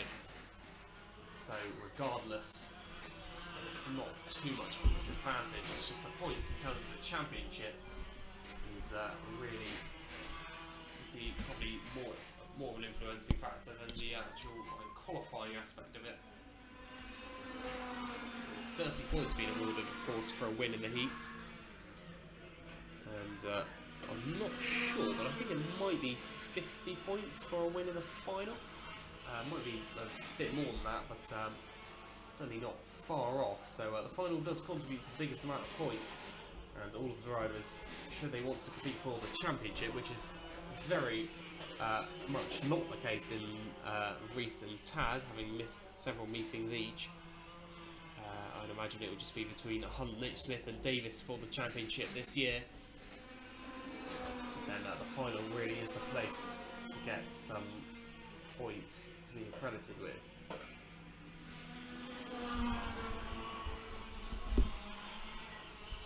But it's Derek Hunt in the number 22 who leads the way, and comfortably so. 1.8 seconds as an advantage back to Ollie Nitch-Smith.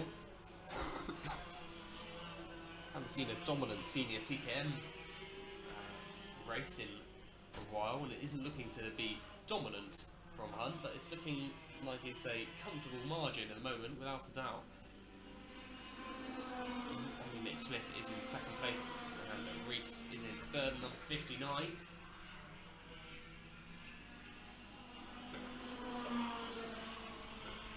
As the race continues, 1 minute and 43 seconds left on the clock, and 3 drivers out on the track.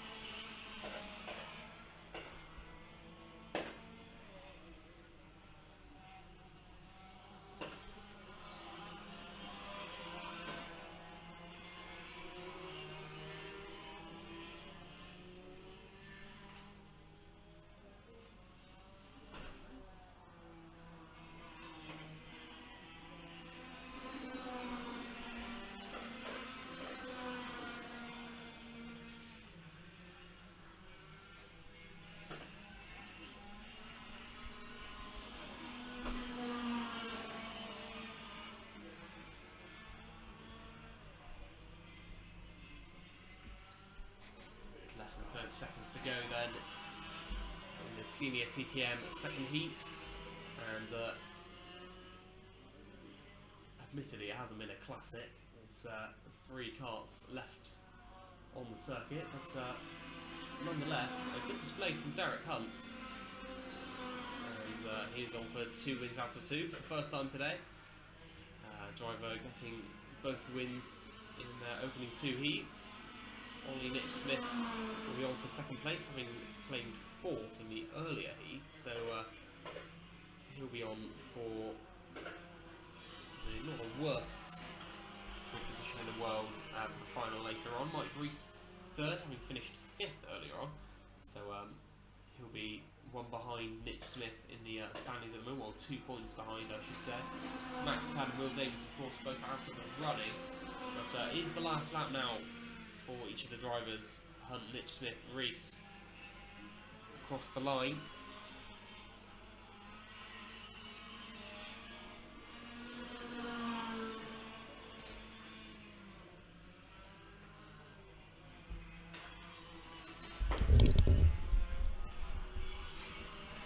And with the last lap coming to a conclusion now, checkered flag out for Derek Hunt, who will take 2 wins out of 2 and a fairly comfortable victory in the end. He's won by over 3.5 seconds back to Ollie Nitch-Smith, so 3.52, sorry, the difference between the pair in the end. And Mike Reese, the number 59, comes across the line in 3rd position.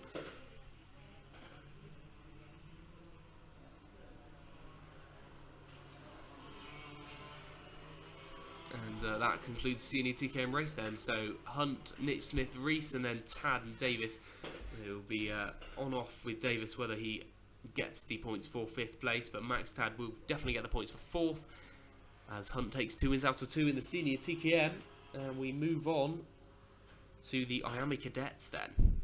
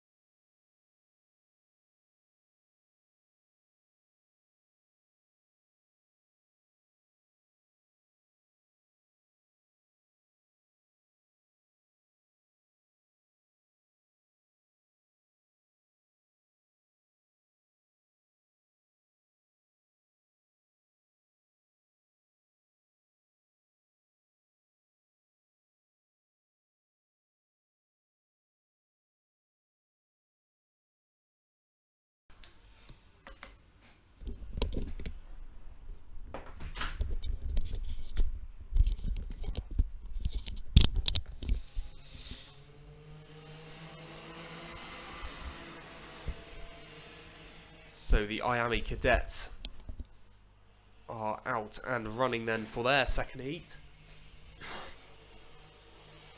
And number 71, Thomas Brand, who'll be hoping for 2 out of 2 victories.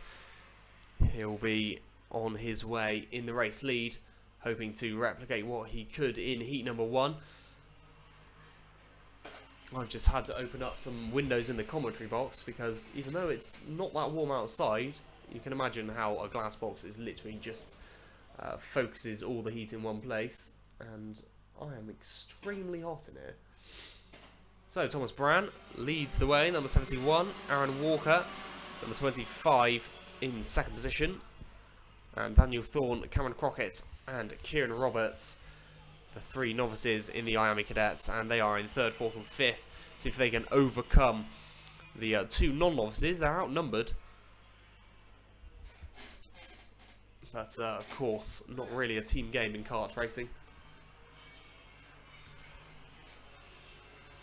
Thomas Brand at the moment leads the way from pole position, and he'll be looking to take 2 wins out of 2, but Aaron Walker in second place, although slightly dropping off, he hasn't really shown us what he can do so far. Finished in, I believe, 4th place earlier on in heat number 1.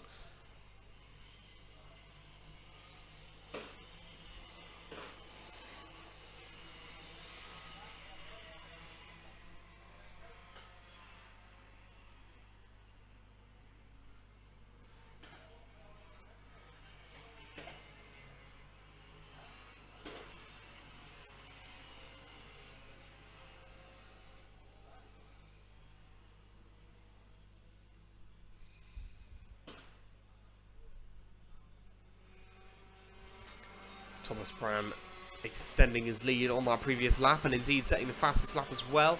41.98, quick for the Miami Cadets, and it is quicker than any of the rest of the drivers, none of whom can even get under, barely any of them under 42.5 seconds.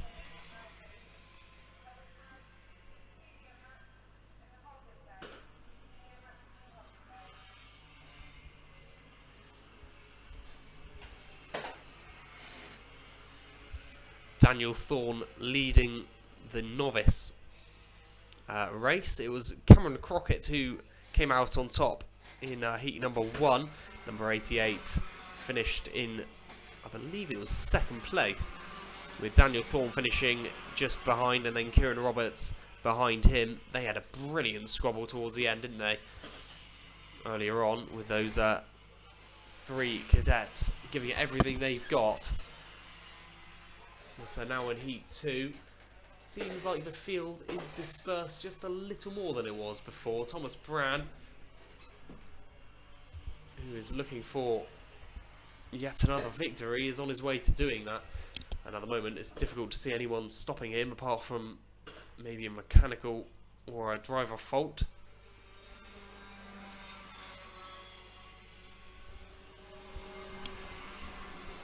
25 of Aaron Walker is ahead of Daniel Thorne, with Cameron Crockett and Kieran Roberts in 4th and 5th.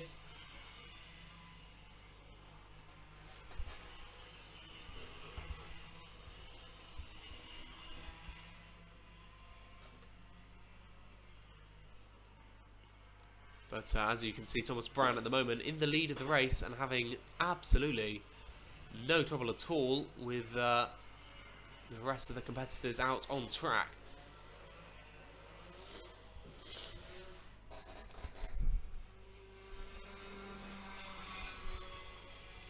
To apologise if you hear me sniffling or sneezing throughout the day. I've had a continuous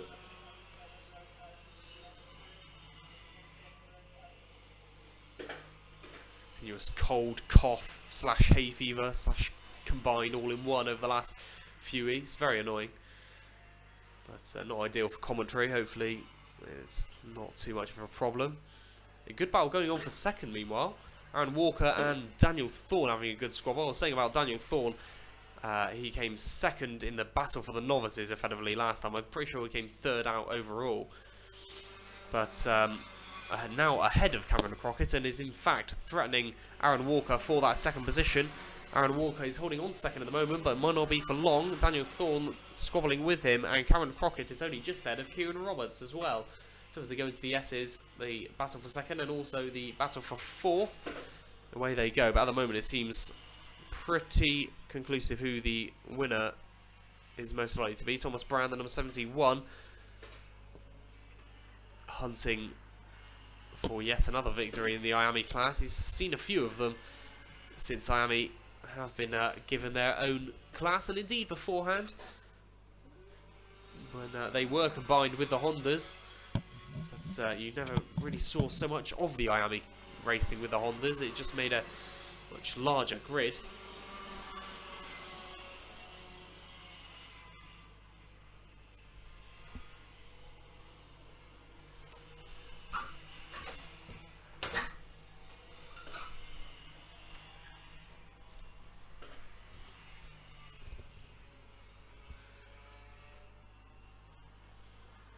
Just under 2 minutes to go then, and Thomas Brown at the moment very much in control of this one.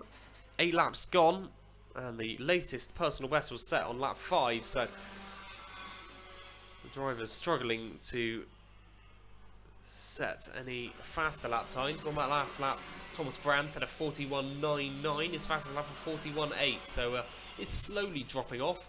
Cameron Crockett, meanwhile, did set a personal best on that last lap of 42.84. That means that he is third quickest in terms of personal best. That is quicker than Daniel Thorne's personal best of a 42.94. So a tenth quicker than him, but not close on the track. And in fact, talking of Daniel Thorne, still battling with Walker, but Aaron Walker not giving anything to work with to Daniel Thorne, who'll be looking to keep the number 5 at bay for the remaining 50 seconds plus a lap of this race. Thomas Brown in the lead with no trouble whatsoever. Over 7.5 seconds his lead now.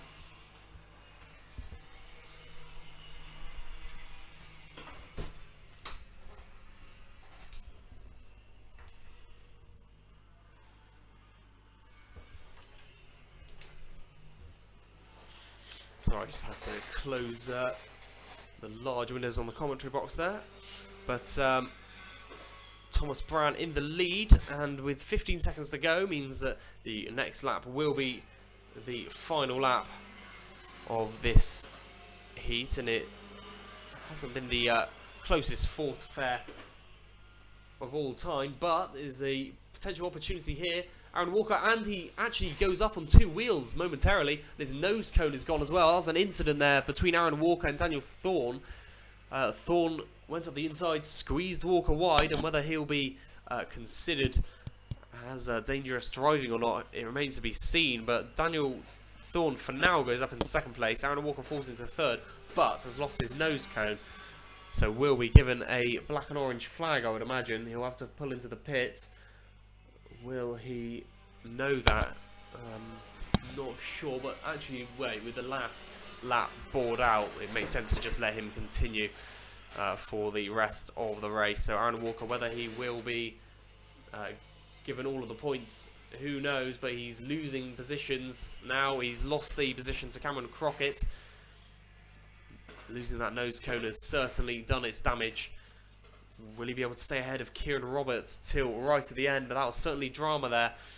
Up on 2 wheels, losing the nose cone, but that collision between Daniel Thorne and Aaron Walker going into the S's side by side can prove to be difficult for the drivers, and so it remains to be seen. But checkered flag goes for Thomas Brown as he takes his second win, being the first driver to repeat a victory so far today, apart from the senior TKM.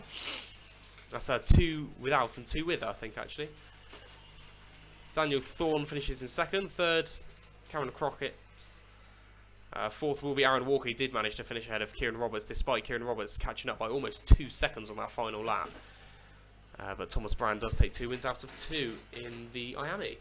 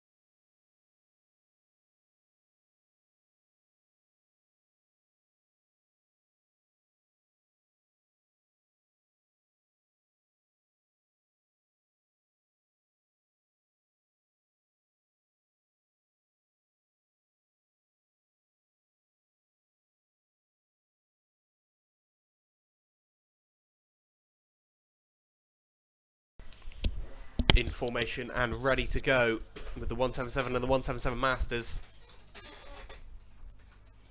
who are out on track and ready to get underway. It is Steve Nash, who unfortunately couldn't finish the first heat, and he's alongside Keith Bishop on the front row. And away they go into Billy's Blind. First corner, all the drivers make it round, but going into the S's, still holding on to the lead, the number 39 at the moment. He's just being followed by the number 60 of Keith Bishop. Simon Gover is behind. All the driver, and there's one kart who drifts very wide. It looked like there was a bit of contact, but fortunately has managed to join without any delay. Steve Nash leads the race as things stand. Keith Bishop, number 60, in second position. Third place, Simon Gover, and Gary Cox is in fourth. As each of the drivers makes their way over the start-finish line for the first time.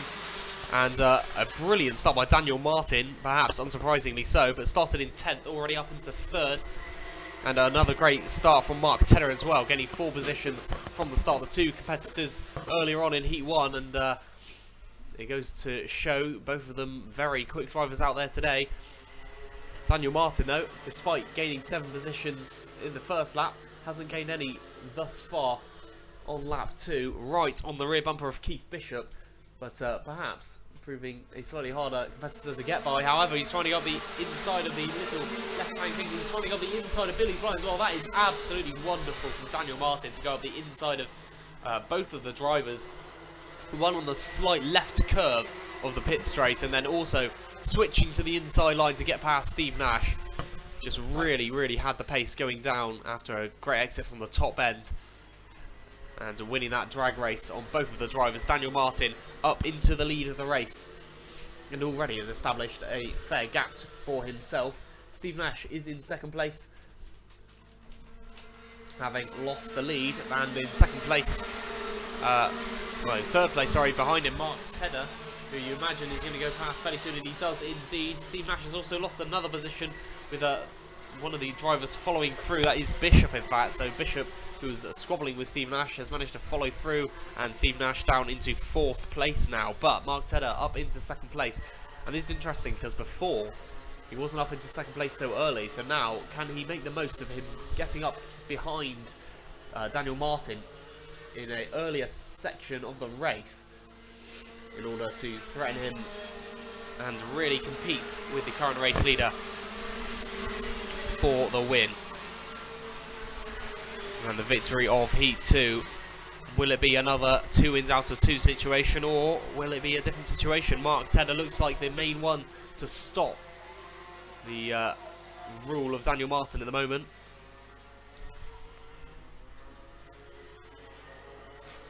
Keith Bishop is in 3rd, 4th Julian Howell. Steve Nash has dropped down into 5th now. Mark Tedder is in 2nd and is now more or less on his own, with no real pressure coming from behind him. Number 78 of Simon Gover also gaining a couple of positions on that last lap, but is the number 60 of Keith Bishop, who is in 3rd position, having managed to get past Julian Howell. Julian Howell had overtook, but he regained the position. So Howell, who will be on for 2 third places in a row. Will it be the same top 3 as it was earlier on? Top 3 in Heat 1 was Martin, Tedder, Howell. And it's currently Martin, Tedder, Bishop ahead of Howell. But Howell, I'm sure, will be determined to get back up into 3rd place. Seems that, well, that's where his pace leaves him to be at this stage. Mark Tedder in 2nd position.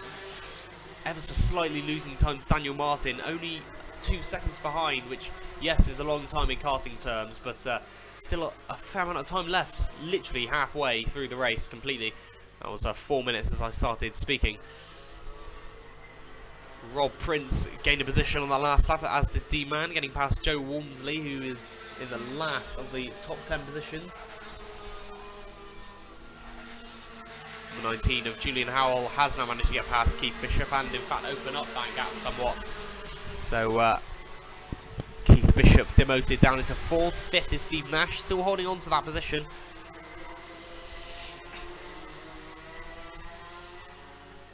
Most of the drivers setting personal best, but the fastest lap does go to Daniel Martin at the moment, 35.59. And very interesting to see how the difference in pace compares, because Daniel Martin 35.59, Mark Tedder's fastest lap was a 35.78, and then the next fastest lap after that is a 36.6. So you can see really how there is that gulf between Martin and Tedder and the rest of the field, who just don't have that pace at the moment. But a 35.8 set by Julian Howell is not slow, and that's only 0.02 of a second slower than Mark Tedder's personal best. So not a million miles off the pace as Julian Howell, but he'll certainly be looking to try and improve on that in order to break into the top two. At the moment, though, breaking into the top two certainly does not seem like a distinct possibility. He's way off, over 3 seconds behind Mark Tedder.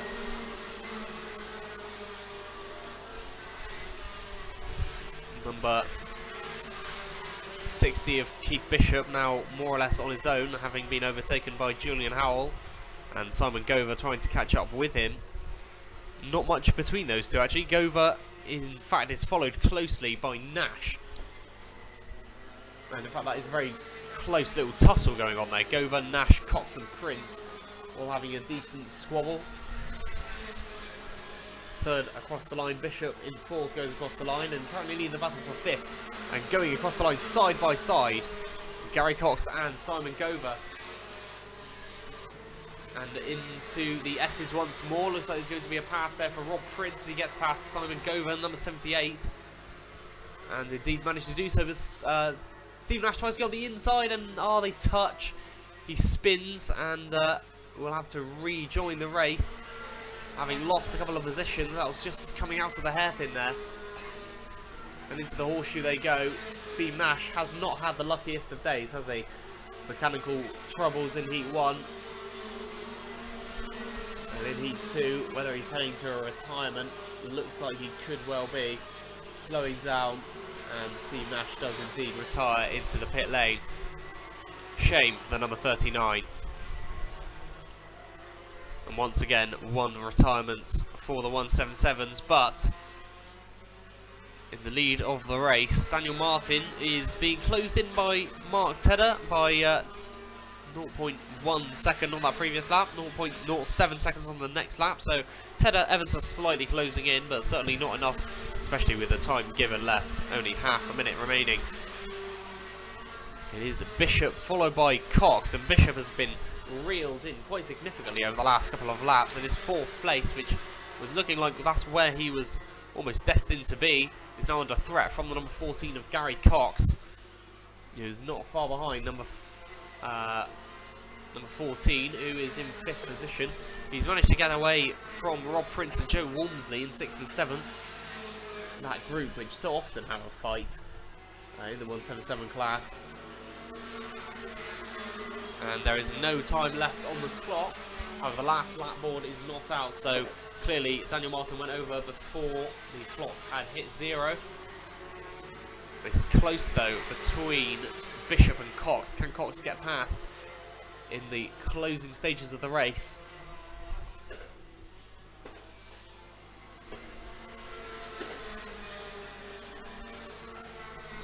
Daniel Martin across the line, followed by Mark Tedder, followed by Julian Howell, although 5 seconds separates the top 3. Bishop followed by Cox, Prince followed by Walmsley. Bishop Cox is the one to watch, I think, going into the last lap. The battle for 4th. Bishop arguably deserves it, but Cox has been reeling him in. Can he create an opportunity in the closing stages here? Make their way out of the hairpin, into the horseshoe they go. Out of the horseshoe they go. No opportunity created by Cox.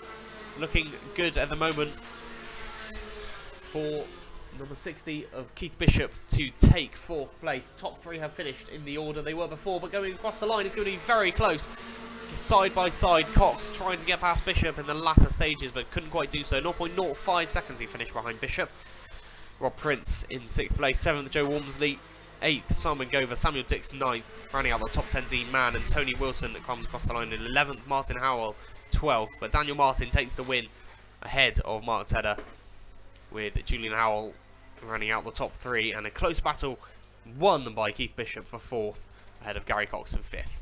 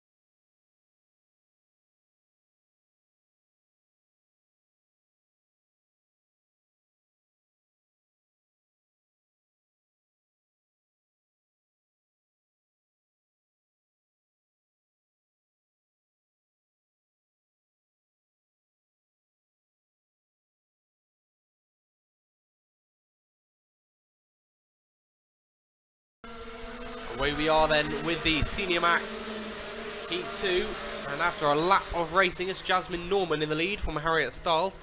2 girls leading the way, with Ari Barker in 3rd, 4th Alex Kite, Thomas Martin is in 5th, Benjamin Gilbert in 6th, 7th Gareth Ford, 8th Brad Perrett, Lee Hodge is in 9th, and rounding out the top 10 after a poor start, Andrew Crockett started in 5th place though.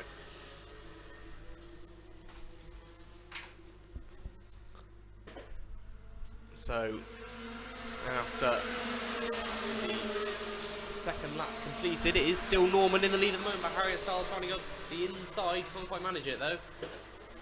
Looks like the carts behind are eager to get past.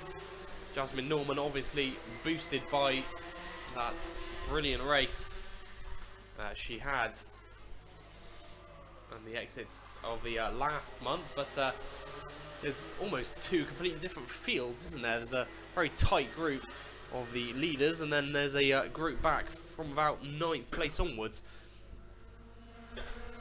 But at the moment, leading the way is Jasmine Norman. Harriet Stiles is behind and trying to go on the inside, and she will manage to do so. Norman does get overtaken, but also managed to prevent Alex Kite from following through, so Kite actually had a bit of contact and almost lost the position himself to Thomas Martin, who will be looking to try and get his way through the field. And now Thomas Martin is trying to find his way through the field. Harriet Stiles trying to escape, and it's the number 97 of Alex Kite who has managed to get past Jasmine Norman now. Norman down into 3rd place, Thomas Martin trying to get up into 4th. Norman holding on into that 3rd place at the moment in the podium position. Harriet Stiles in the lead of the race. 2nd place Kite, 3rd is Norman, 4th is Martin, 5th place going over the line, Gary Ford having gained 2 positions, getting past both Gilbert and Perrett on that last lap. Perrett the leader and winner for the majority, the leader for the majority of the race and eventual winner of Heat 1. And now in Heat 2, a little bit further down the field, he's got some work to do, that's for sure. Norman gets overtaken by Thomas Martin now, so Martin up into 3rd place. And in the lead of the race, Harriet Stiles just trying to escape from Alex Kite, who, well, throughout the day, Harriet Stiles ran more pace than Kite, but, you know, it's only one heat, and you know, things can definitely change within different heats. So in heat 2 now, Kite may hold that advantage and have more pace. At the moment he is catching up with Styles at a rate of about 0.2 per lap. Thomas Martin is right on his tail though. Looks like Thomas Martin may be the favourite here in terms of pace anyway. Fastest lap belongs to 7th place Brad Perrett. This class is significantly more competitive than the 177s, it seems, going on today at least. Not as a whole, but going on today, looking like it's much closer between the class. Yes, the 177 also provides some good racing, but it's just not quite as close, is it? It's not as closely fought, and each of the drivers, any of the top 7, realistically, could still win this.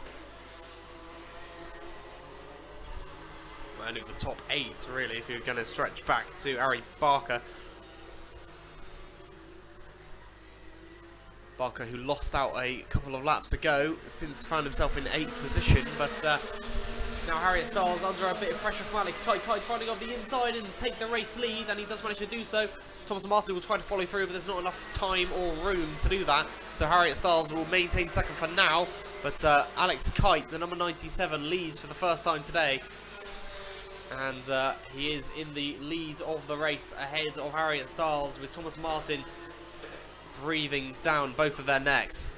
Gary Ford is in 4th, a 1.6 second gap behind 3rd place Thomas Martin. In 5th is Brad Perrett, and then 6th Benjamin Gilbert.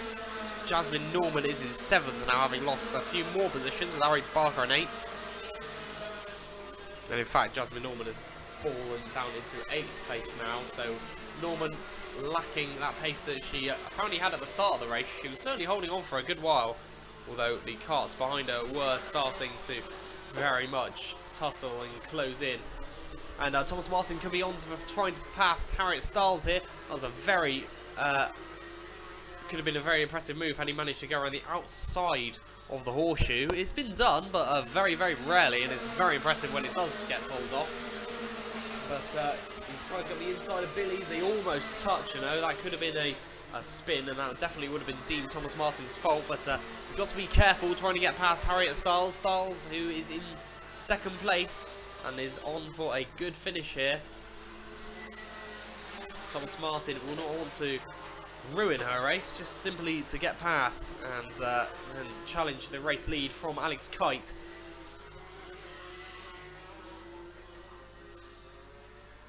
Alex Kite, who leads the way and has done for a good few laps now.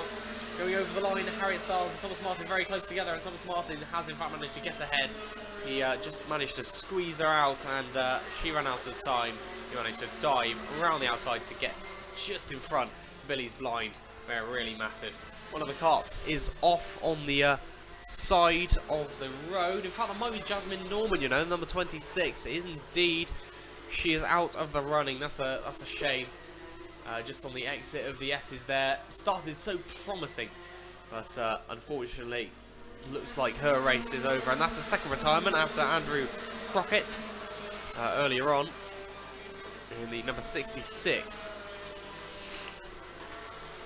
So 12 carts remain in this race then, with just over a minute to go. Hopefully it remains as 12 carts at the end of the race, but Alex Kite in the lead is under some pressure from Thomas Martin. Fastest lap still belongs to Brad Perrett, by the way. That was set on the, not last lap, but the lap before, 35.48. And the next fastest time after that is a 35.5, so it's very close. Thomas Martin, the 2nd quickest man on the circuit, and the one most likely to get the optimal points out of this. 2nd place, but right on the back of Kite. And there are 37 seconds remaining. It's going to be very close going over the line as to whether there'll be another lap or not. But Kite is in the lead at the moment. Thomas Martin is in 2nd, and the field seems to be closing in once again. Harriet Styles is in 3rd, but Brad Perrett is catching up with her, and Styles catching up with Martin. Gilbert catching up with Perrett. So the whole field closing in. Could be for an epic finale here. Over 10 seconds as they go across the line. So this will not be the final lap. Final lap will be the next one. And Thomas Martin still trying to get past Alex Kite, who will just be wanting to see the checkered flag as soon as possible if it means that he will remain in the lead of the race. Thomas Martin in second place, third is Harriet Styles still. Brad Perrett is in fourth, remains that way. Benjamin Gilbert is in fifth place. Usually the drivers determined to get the win, but realistically it's going to be out of the top two unless they collide, and then it should be Harriet Styles. But now it is the last lap, and it's Alex Kite versus Thomas Martin. Who will come out on top as they go into the S's? Still Alex Kite holds the advantage out of the S's and onto the Sturmey straight. It's a good exit from Thomas Martin, but Alex Kite takes a relatively defensive line into the hairpin. Nothing Thomas Martin can do about it there. Alex Kite still leading the way and doesn't take a defensive line so much going into the horseshoe. Knows that Thomas Martin isn't close enough to interfere into the right hand bend and going into the top bend. Brad Perrett's not too far away from Harriet Styles, but the race for the lead means that Alex Kite should be able to take the win here. Not too much trouble from Thomas Martin, but going over the line they were very, very close indeed. It looked like there was not really much on the last lap. Alex Kite seemed to have all corners covered, but Thomas Martin dived up the inside in the latter stages, only separated by 0.04 of a second across the line. But Alex Kite does take the win. Harriet Styles takes third behind Thomas Martin. Brad Perrett takes fourth. Fifth, Benjamin Gilbert. Sixth, Gary Ford. Harry Barker, seventh. Eighth, Ryan Hodge. As the highest placed novice as well, Ryan Hodge. Tyler Trotter takes ninth, and 10th, Amelia Vincent, with Alex Dyson and Lee Hodge in 11th and 12th.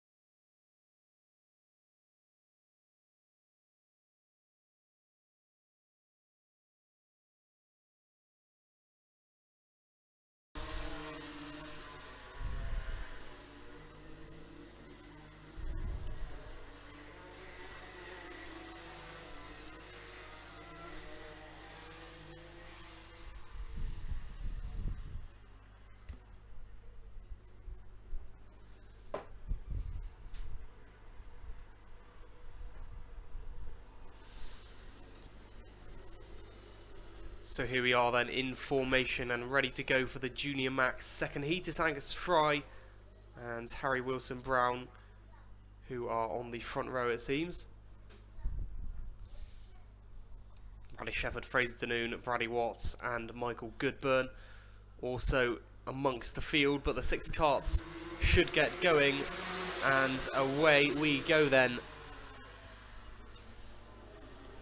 And here we are for the final of the second heat, and we'll be underway with the third heat of the Honda Cadets coming up in race number 15 a bit later on.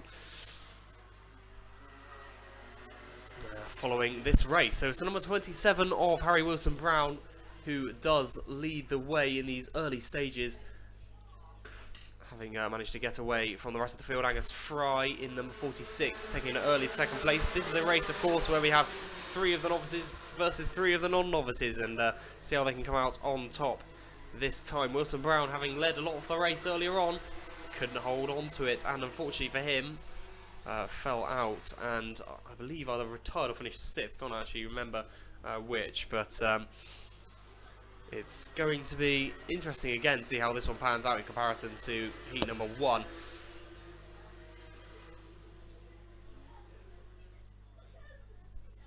And it looks like it started off relatively similarly, with Harry Wilson Brown taking an early lead.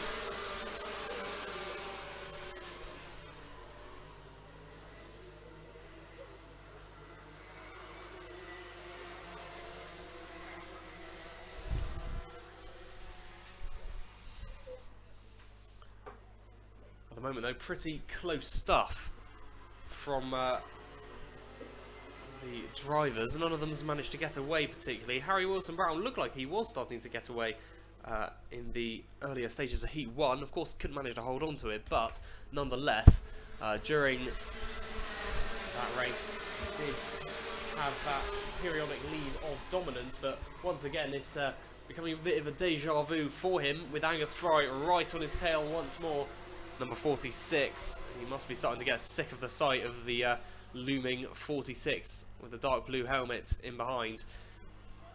Bradley Shepherd is in 3rd place, fighting off the highest place novice at the moment of Fraser Danoon, Goodburn and Watts, and it was Bradley Watts who won the novice race effectively earlier on in Heat 1, where he managed to come 4th, but instead 3rd, sorry, but this time Bradley Watts actually at the back of the field, and it's Fraser Danoon who's the highest placed novice, battling with Bradley Shepherd, the number 53. So Harry Wilson Brown in the lead of the race.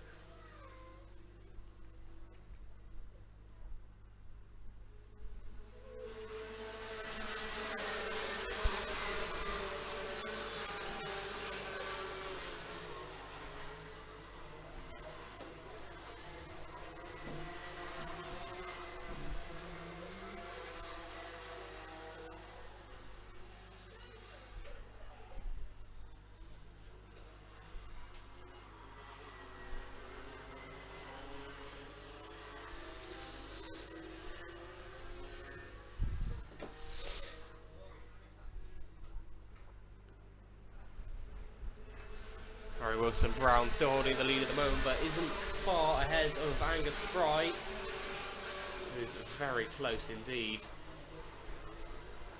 to the back of the race leader. And in fact, Bradley Shepherd and Fraser Danoon are closing in as well. They each closed in at about a 1/10 of a second to Angus Fry on that previous lap, so could really turn into a battle for him. Might not be the biggest grid in the world, but this Junior Max race still has potential.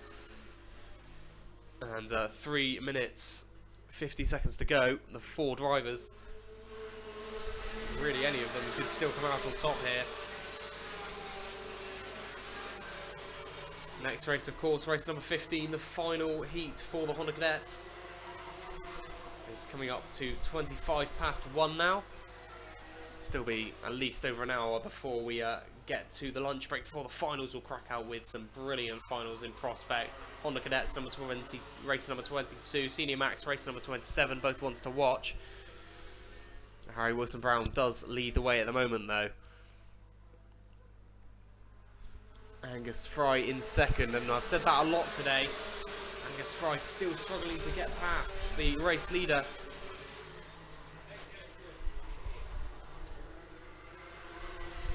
Top four having that battle for supremacy.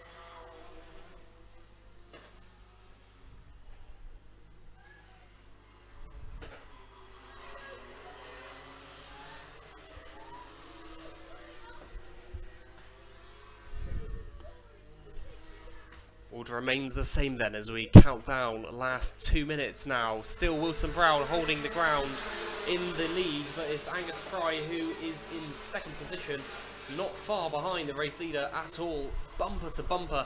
And Bradley Shepherd really has caught up. They've all caught up to one another over the last couple of laps.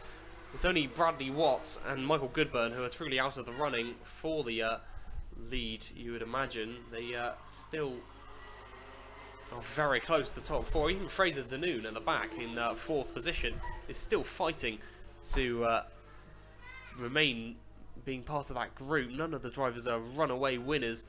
Angus Fry may have won Heat 1, but he's certainly far from guaranteed to win this one. In second place at the moment, really threatening the race leader, but unable to do anything about number 27 at the moment. Harry Wilson-Brown is driving very well indeed. 1 minute and 3 seconds left on the clock. Excuse me there, a bit of a cough. But number 27 of Wilson-Brown leading from Fry, from Shepherd, from Danoon. And it is the battle of four to look for. Angus Fry's looked at a couple of opportunities and he creates one now, trying to go the inside. He does manage to do so. He has the lead going into lap number 13. Angus Fry for the first time in the race does lead the way. Wilson-Brown is second. And Bradley Shepherd is in third. Fraser Danoon is in fourth. And can this create a way for Shepherd to maybe get past the ex-race leader? Wilson-Brown, he's determined to get that position back, you know. He's still squabbling with Fry right on his back bumper as he goes into the top end. Down the pit straight once more. 5 seconds left on the clock as they cross the line then, so that means there will be yet another lap. And tell you what, Wilson-Brown's trying to go up the inside. That would have been a very, very risky move if he tried to go up the inside of the S's there. Probably would have resulted in an incident, but he knew better, backed out of it. And Angus Fry does still hold the lead for now, but he's giving everything he has, isn't he? Wilson-Brown really wants that lead back, having been, he'll feel robbed earlier on in the Heat 1 from his lead. He'll definitely want it now, and he'll want that victory. Angus Fry is going to have to very, very much defend this last lap if he wants to keep in the lead of the race. For Bradley Shepherd, he's right on the tail of Wilson-Brown, and any of the top three still could win it, but at the moment it's looking good for Angus Fry. Fry, not having to drive defensively, just keeps the drivers behind using the pace of the racing line. Harry Wilson-Brown, number 27, doing everything he's got, but it doesn't look like it's going to be enough. Angus Fry has the lead going into the top end, which is so often crucial. Will they go side by side going across the line? There's not enough time. Angus Fry will take yet another win, and going across the line and taking the checkered flag is Angus Fry with a victory. Harry Wilson-Brown takes second place with Bradley Shepherd third. Fraser Danoon, very good race from him, and he only finished 0.8 of a second behind the race winner of Fry. Bradley Watts finishes fifth, sixth. Michael Goodburn as they will pull their way into the pits. The yellow flags waving to tell the karts to slow down, but now we'll move on to the Honda Cadets for their third heat in race number 15.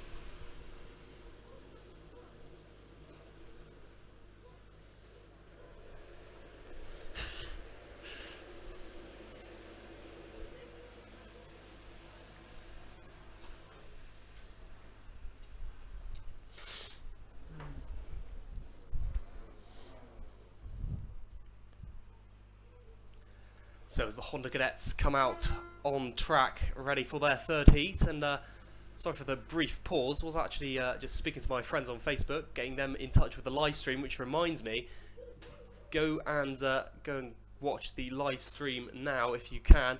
It gives some great context, especially for those who are watching at home. Shout out to Tom Stainton, who is watching, wanted a mention there, but the Honda Cadets out for their third heat, and they're ready to go, and the biggest grid out there ready to race, and away we go. C-plated Ollie Tyler is in the lead,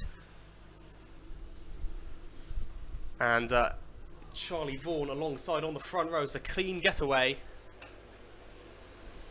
Number 43 of Charlie Knight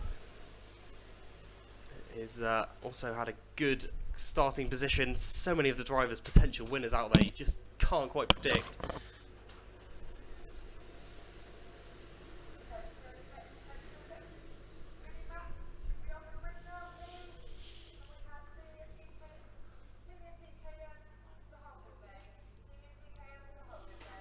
Currently in the lead of this race, Charlie Vaughan. He's been followed by C-plated kart of Ollie Tyler. Ollie Tyler now up into the lead, almost 3 abreast going across the line there. With Charlie Knight in third position.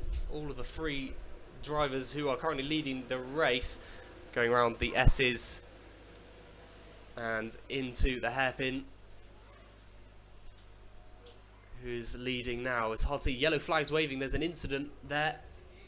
Just at the exit to the hairpin, 2 of the drivers caught up an inside. I don't think either of them were very far up the field, but regardless, they now have to join at the back of the field. Disappointing for each of those drivers. One of them, the number 69 of Sean Cuss. I believe the other was 99, Joshua Whittington Couch. Again, having a very unfortunate day.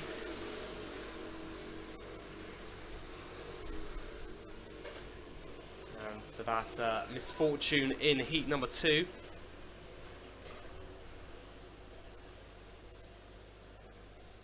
He unfortunately was wrapped up in that incident. There's a black and white flag being shown to one of the drivers here. Just try and get that number out, but one of the drivers will have to be cautious there.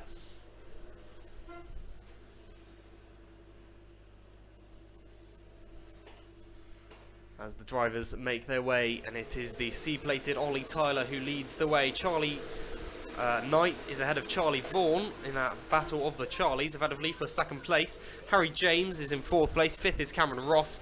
6th, Ethan Leader. Luke Rendell is 7th at the moment with Liam Deedman 8th. 9th, Edward Leader, and George Walker is in 10th position as they make their way around the hairpin and heading into the horseshoe on their 4th lap here. All of the drivers still continuing so far. Yellow flags waving for an incident at just about the top bend there. One of the karts about to get going again.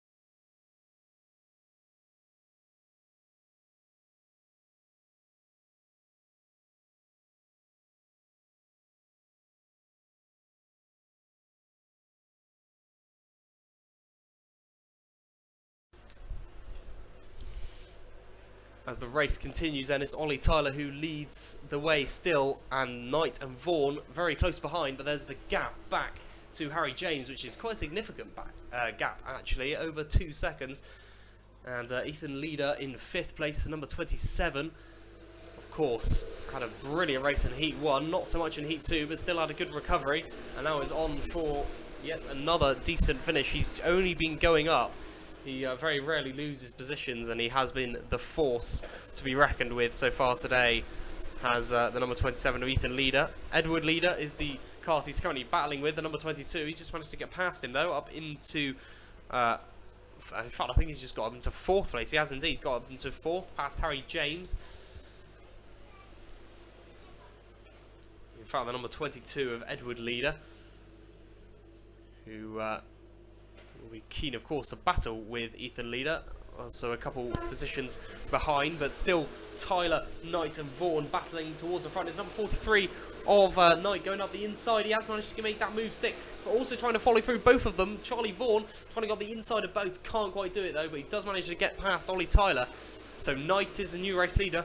Charlie Vaughan is up into 2nd place. Couldn't quite get past Charlie Knight, although that would have been an absolutely magnificent move if he had managed to get past. But couldn't quite do so. Up into 2nd place though, and can he now challenge the race leader? Fastest lap belongs to Edward Leader, the number 22, currently in 6th position. And the top 3 still so close, but this is giving opportunity for the number 27 of Ethan Leader to catch up. 0.49 of a second he closed in on that previous lap. Ollie Tyler, the C-plated kart, he's just managed to get past Charlie Vaughan once again now. So Vaughan, after a very nearly one of the moves of the season, he's now dropped down into 3rd and may potentially be under pressure from a very pacey, as we know, Ethan Leader. He's been on it throughout the day, very much so. There's almost 3 abreast heading into the horseshoe there, a bit further down the field. It's number 44, Liam Deedman, fighting with Corin Jenkins and Thomas Kakaruo-Yeomans. Charlie Knight, Ollie Tyler and Charlie Vaughan, 1st, 2nd and 3rd. And they're going into the S's and onto the Sturmey Straight once again, and heading into the hairpin they go. Charlie Knight, the number 43, he's in the lead of the race, trying to keep Ollie Tyler, who, as we know, a very experienced and capable cadet driver, behind him, which is certainly easier said than done. And it wasn't that easy to say. Heading onto the pit straight once more, on their way to completing their 10th lap. Just over a minute to go. And it's the number 43 of Charlie Knight who does lead the way. There's still a gap back to Ethan Leader and Edward Leader, who are slowly catching in with the top 3, but there's no way they'll be able to actually catch them up by the end of the race. But we could be on for 3 different winners here. I believe the winner of Heat 2, actually I can't quite remember. It was, of course, both Leaders and Whittington Couch all collided towards the start of the race, which rather dispersed the rest of the race out. But I believe it was either Charlie Vaughan or Ollie Tyler, one of the 2. But I'm pretty sure Charlie Knight was not the victor of Heat 2. He could be on for this one though. He's leading at the moment and looking alright. Ollie Tyler and Charlie Vaughan only just behind. Their top 3 separated by less than 0.2 of a second as they head onto the Sturmey Straight once more.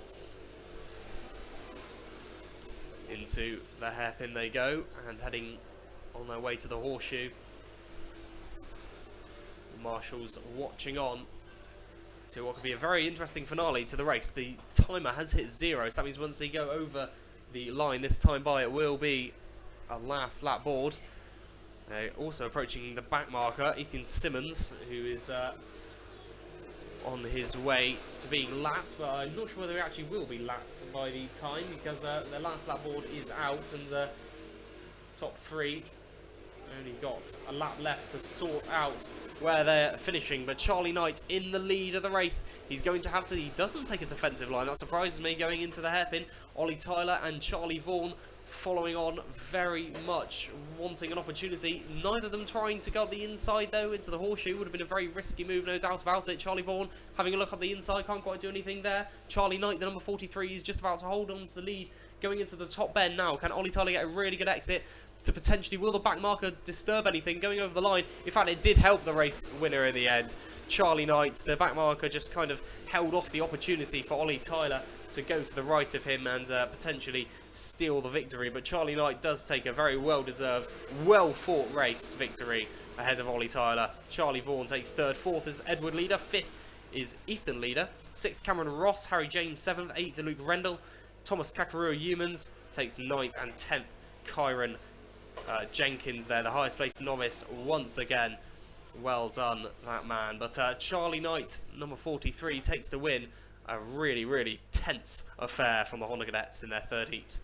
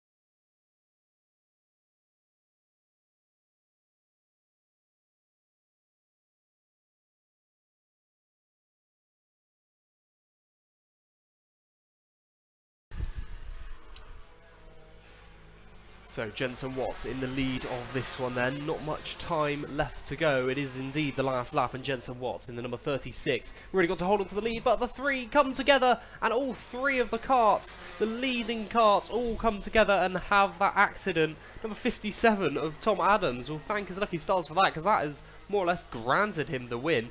All three of them made contact, and well, none of them stalled fortunately for them, so they all managed to get away, but Tom Adams in the lead of the race.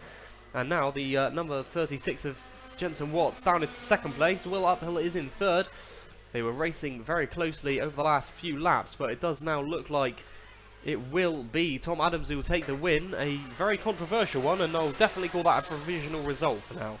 A result which is far from confirmed, because that incident, I'm sure, will be investigated by the stewards, especially with Watts and Uphill, who I would imagine will have something to say about that, especially considering that they lost the positions at the end. But there we go. Those drivers finish as follows. Tom Adams taking the win ahead of Jensen Watts. Will Uphill takes third. Fourth goes to Tin and Rourke once again. Three fourth places in a row for Tin and Rourke. And Joseph Hawkwood once again takes the win in the junior TKM. But next up, we have the senior TKM. It's race number 17, their final heat. And we will be underway with the senior TKM race shortly.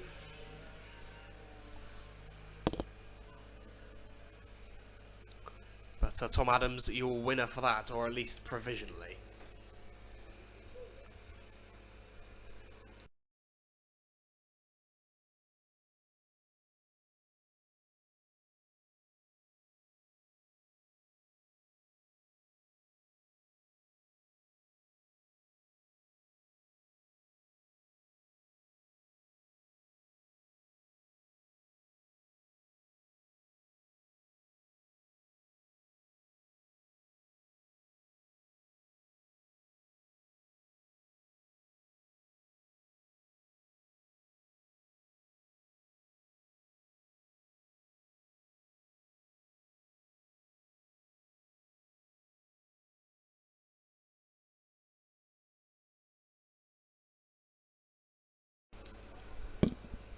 So, the senior TKM, the karts are out, but once again, William Davis, having not started last time, not starting again. That kart really is refusing to go, isn't it? But number 89 looking very much dejected, but we seem to be losing karts left, right and centre. Mike Rees also hasn't turned up, so for whatever reason, we're only going to have 3 starting, which for the senior TKM, 3 karts, really not good at all. But nonetheless, could have an exciting race between the 3 drivers, and it will be Max Tad, Derek Hunt and Ollie Nitch-Smith who will be battling it out. And of course, Derek Hunt has won both of the races so far. Can he make it 3 out of 3 and claim his own personal hat-trick?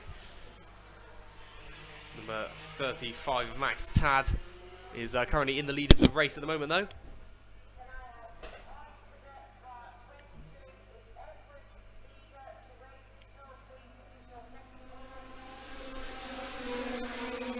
Number 64 of Ollie Nitch-Smith dropping off slightly from the top 2 in these early stages, but you never know. There's still a lot of time left, and with only 3 karts, you'd imagine that they wouldn't be very far apart from one another for the majority of the race.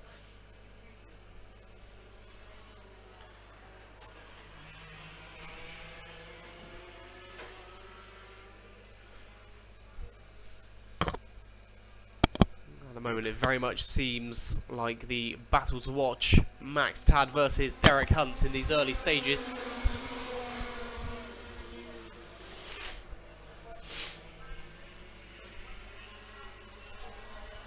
Sorry again for my sniffling, etc. It's really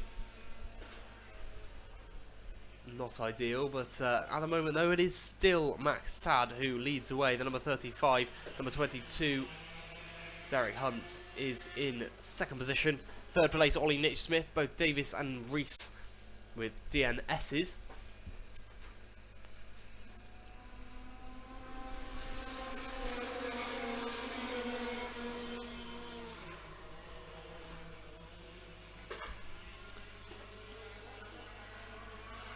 And number 35, Max Tad, trying to get away from Derek Hunt. Better known to me as father, of course, which everyone knows, but a little known fact is the fact that my mum is currently at home listening to the live stream, so shout out to mum. Hi mum, I made it mum. Regardless, it is Max Tad who's in the lead at the moment, with Derek Hunt in second place, and the number 64 of Ollie Nitch Smith, who is in third place.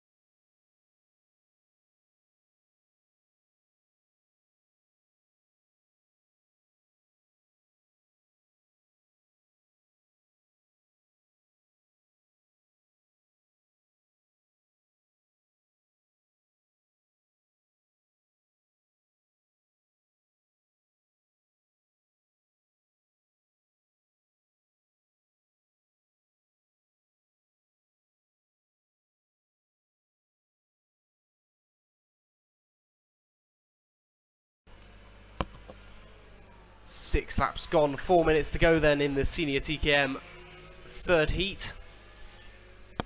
And best lap does belong to second place, Derek Hunt, who's very much had his day so far. Don't want to curse it, but so touch wood, it will be okay for the rest of the day. But he's having a good spell at the moment and really is threatening Max Tad for the lead of the race.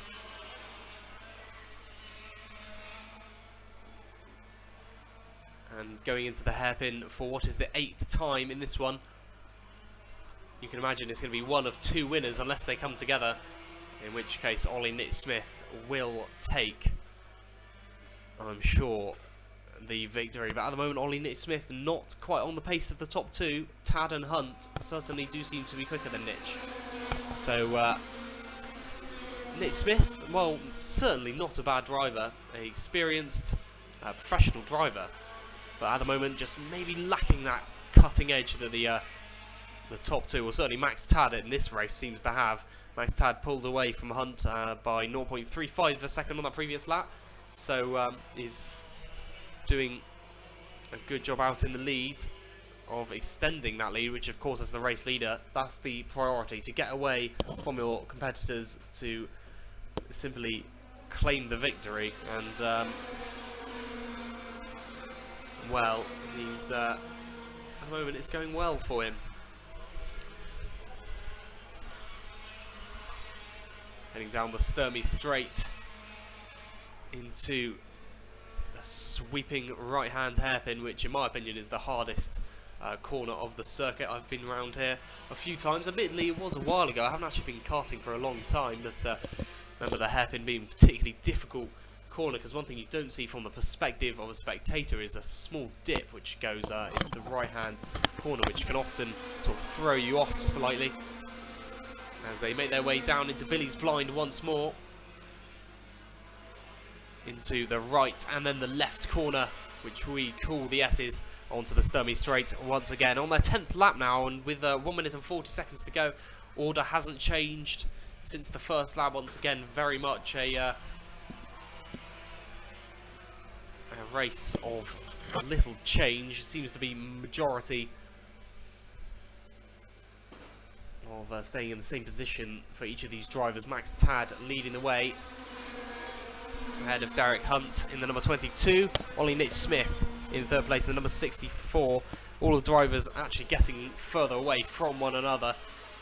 Hunt seems to have just dropped off the pace ever so slightly in the last couple minutes, where he's dropped off from Max Tad,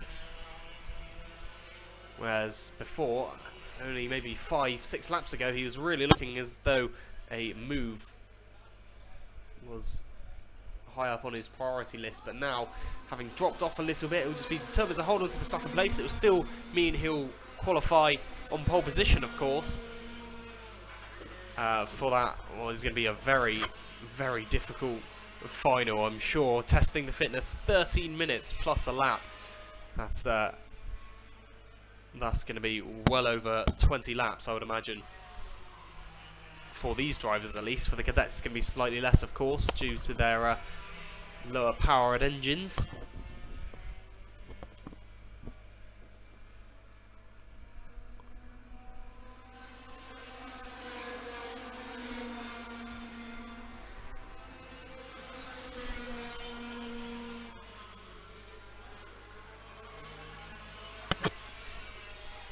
Time now has hit 0, so we'll be on the last lap next time by.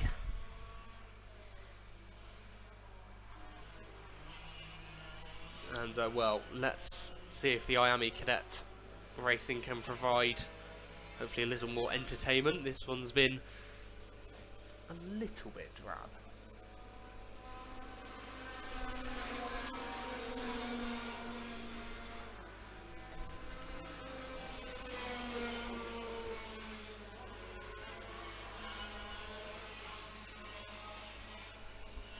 Is the last lap now, and still the fastest lap is Derek Hunt holding, is a 36.19.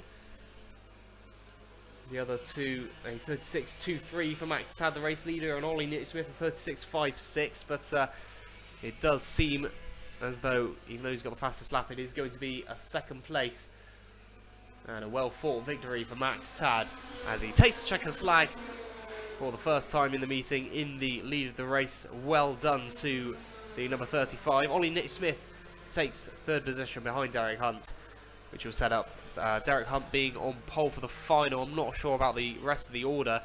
I imagine due to Reese and Davis not starting, it will probably be Max Tad on second and Ollie Smith third, with maybe, it'll be either Davis or Reese in fourth or fifth, depending on whether they'll actually manage to get their kart started again, but hopefully they will, to set up a grid of 5 for the final. We move on though to the Miami Cadet.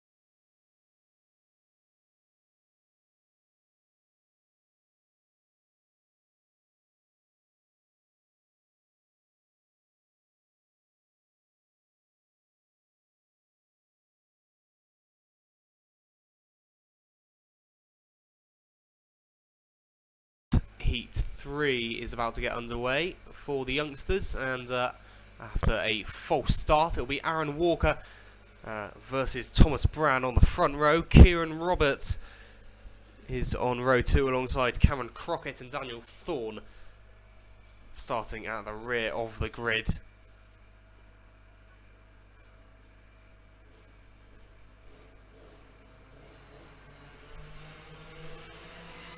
And are we away yet? Yes, we are now running with the Miami Cadet, their final heat of the day.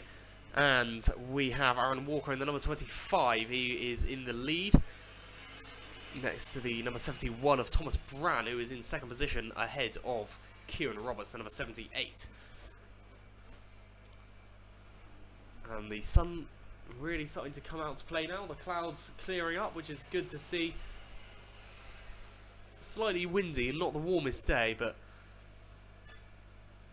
good to see the sun out on what so far has been a okay day here at Clay Pigeon. We're here in round 5. We hope for bigger grids, of course, but nonetheless, there's still been some brilliant racing. Cadets, of course, a personal highlight, but this being the Miami Cadet, that means there will only be 3 more races left after this one until the lunch break, and then the finals will be something to look forward to. They really have great potential to be brilliant, especially the Honda Cadets after another very impressive final by them.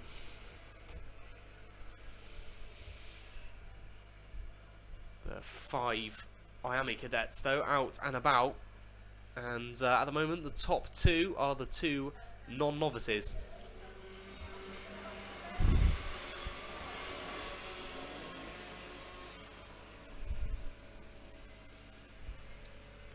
Aaron Walker is the closest competitor to stop Thomas Brand from taking all 3 wins and claiming a personal hat-trick, being he would be the first driver to do so.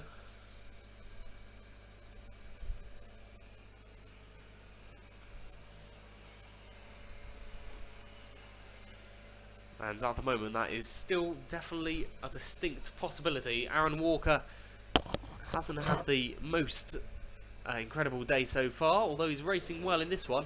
And let's hope for his sake that he can get a win and stay ahead of Thomas Brand. Get the momentum going for the final. And into the S's they go with 5 minutes, 35 seconds left on the clock. Trying to go up the inside, Thomas Brand can't quite do it there. And heading into the horseshoe they go. Looking for the long way around is Thomas Brand, but now he switches to the inside. That could have been a very, very clever move. Looking on the outside so that Aaron Walker would defend around the outside, then cutting to the inside. Certainly a good idea from the young Thomas Brand, but will he be able to create an opportunity here? Goes up the inside, the left kink in the the pit straight, sorry, and then into Billy's blind. Already has the lead, so manages to cut in front and take the lead of the race from the number 25 of Aaron Walker. Walker in second position now, having lost that position, and the 3 novices a little further back, a small gap back to them. That's Cameron Crockett, Kieran Roberts and Daniel Thorne. Those 3 drivers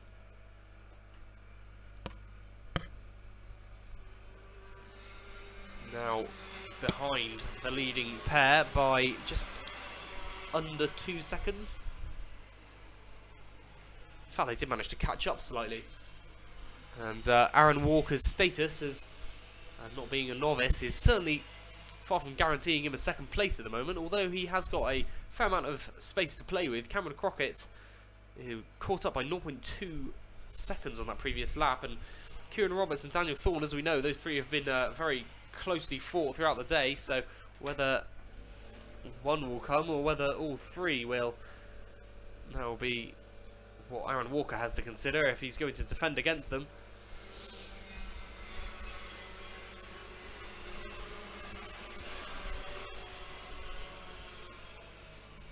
But Thomas Brand really is escaping with this one once again. We saw 2 dominant displays by him earlier on today, and it's looking like it could be 3 out of 3. Certainly 3 out of 3 victories is looking far from unlikely.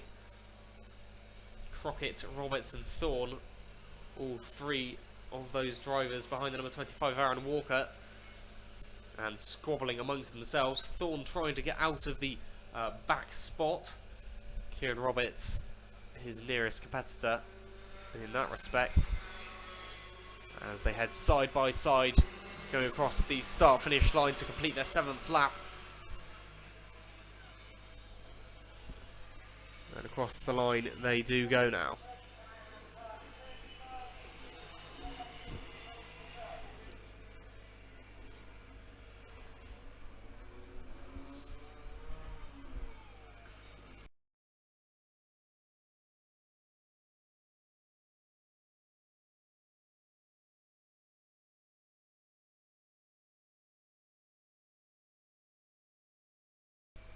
So 2 minutes and 23 seconds left on the clock. And it's looking better and better for the number 71. Thomas Brand could be on his way to a very nice victory here.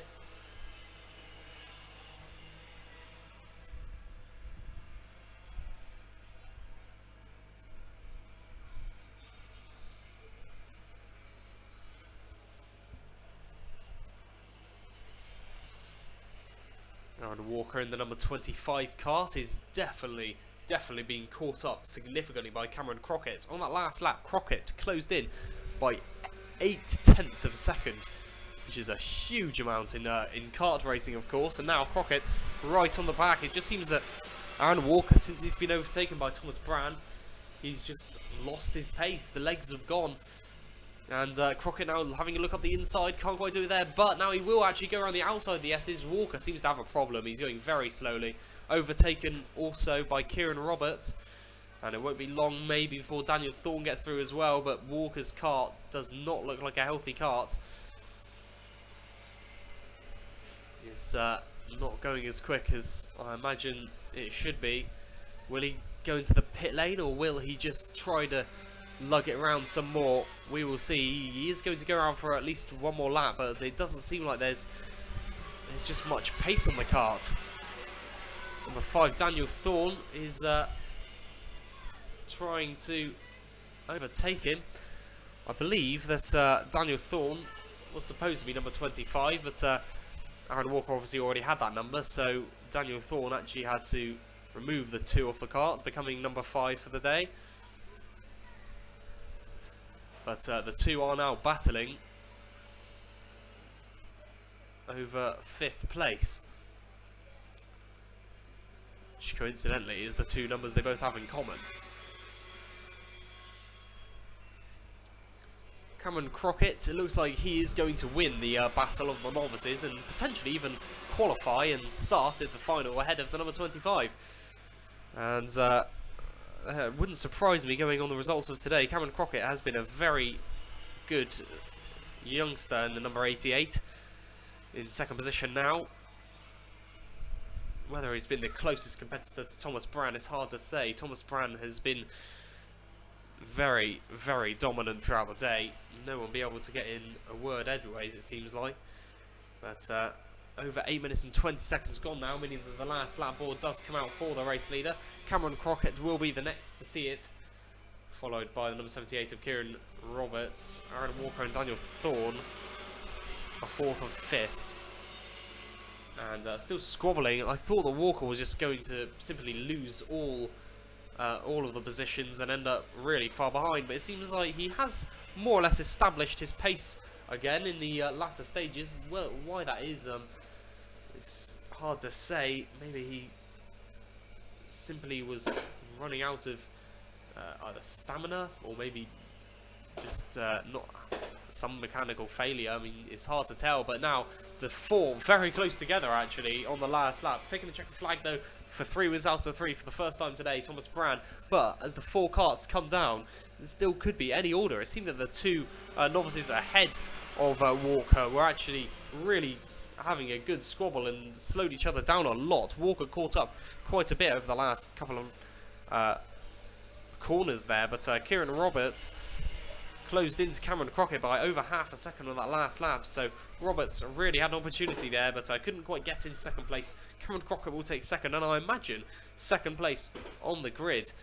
Kieran Roberts takes 3rd, Aaron Walker will take 4th, and 5th, Daniel Thorne, although it remains to be seen what the grid order will remain with the latter of those 3 drivers. But there's one thing that's not in doubt: Thomas Brand takes 3 out of 3 victories, and a great display by the youngster in the Miami Cadets, as we look forward to the 177 Masters, who are coming out next.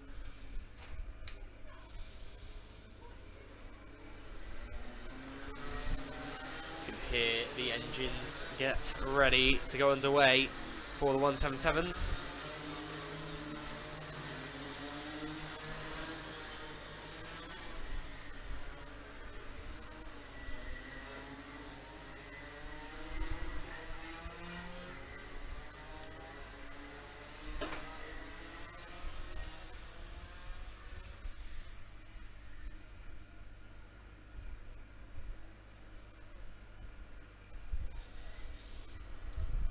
The 177's ready to get underway.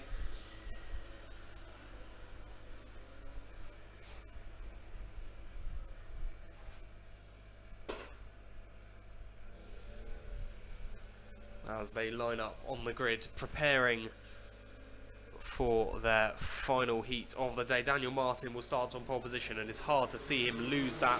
Actually, he'll start in second alongside Tony Wilson, but on the outside of the grid, Daniel Martin will sweep around the outside and unsurprisingly takes an early lead. Pole sitter of Wilson has lost out in the early stages and has lost a few positions, but Rob Prince, who was also looking pretty racy in Heat 2, he's in third place and the, well, closest driver to Daniel Martin at this stage. Also drivers to watch, of course, Julian Howell, number 19, in 9th position. And interestingly though, where is the number 22? Who was fighting so much with Daniel Martin in the first couple of heats. Might not have taken pole position even if he had one, but nonetheless would have, I'm sure, had a good race, but he's not out here in this race, is he?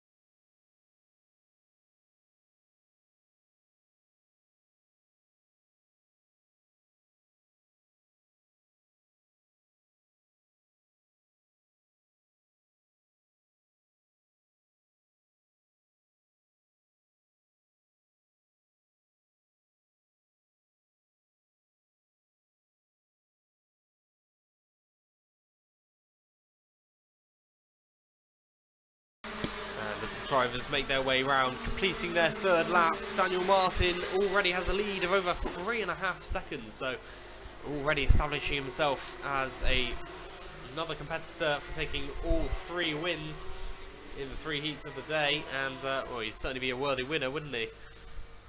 Rob Prince, the number 55. He's in second place at the moment, ahead of Keith Bishop. Keith Bishop, who did take 4th place in the second heat. Certainly looks like he might be on for even better position than that. But just towards the end of the race started lacking in pace, and indeed it was the likes of Gary Cox and Rob Prince who started to catch up on him. So maybe he'll be able to do a little better, but if he stays in 4th place, that'll be 2 4th places, which isn't too bad in a grid of 12. When you look in the light of things.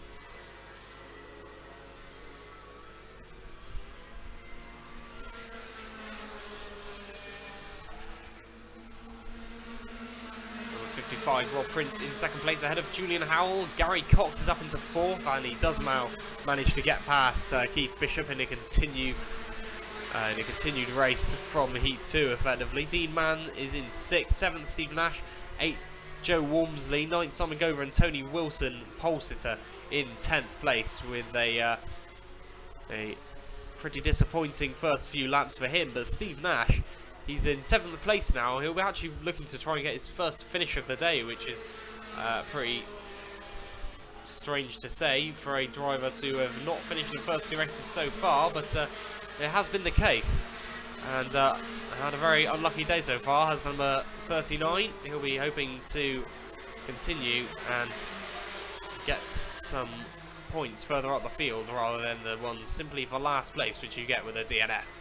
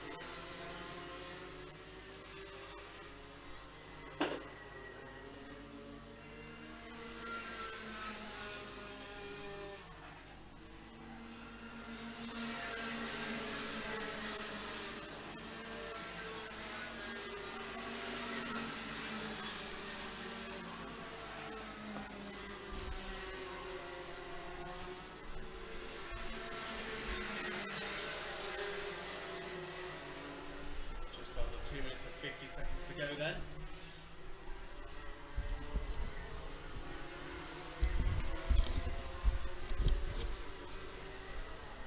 And it's looking good for Daniel Martin to be taking all 3 victories in the 177s, a feat which today only Thomas Brand has managed so far, so it'll be a good achievement for him, there's no doubt about that.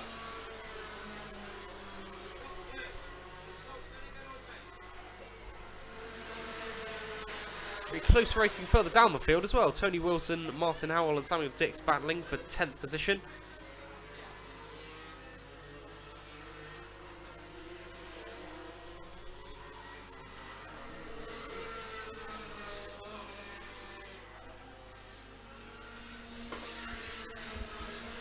Daniel Martin, though, is storming to victory, isn't he? Over 5 seconds now his lead, and it's not...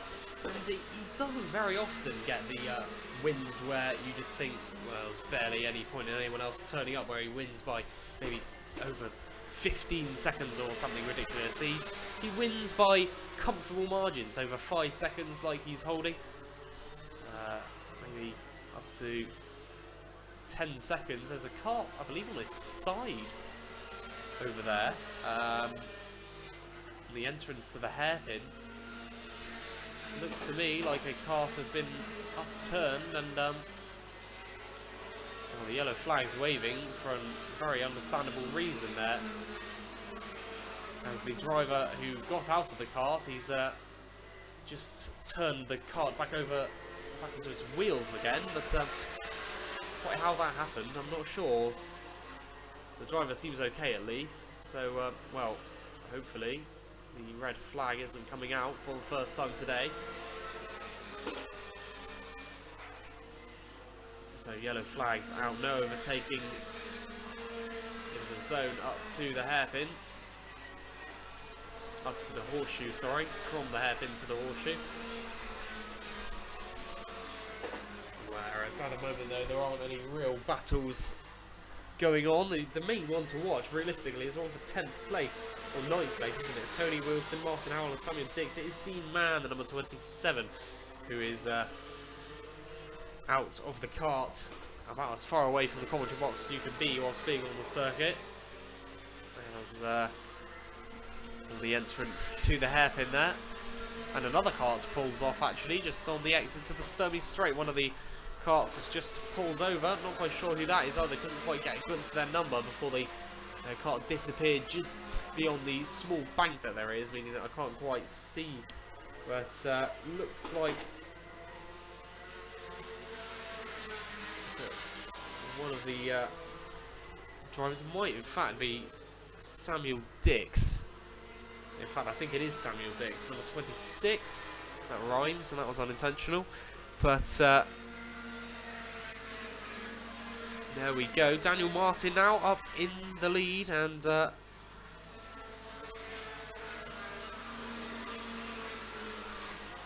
holding the best lap as well, a 35.91, but compared to Julian Howell's 35.92, that's very close indeed. Those two very similarly paced, clearly.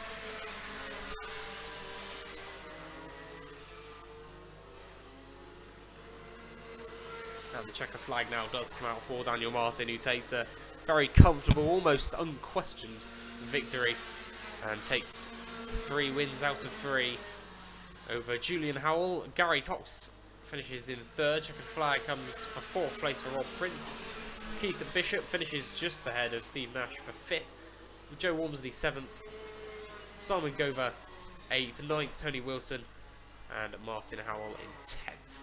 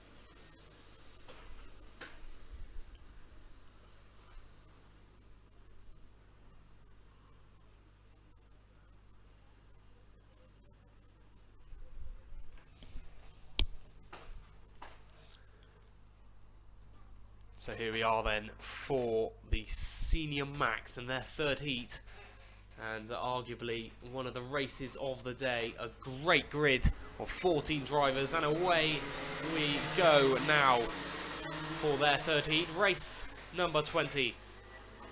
And we are go. And on the front row, Brad Parrott versus Gary Ford. Thomas Martin, Harry Barker was row 2. Row 3, Kite Norman. Row 4, Vincent Crockett and Stiles and Gilbert made out of the top 10.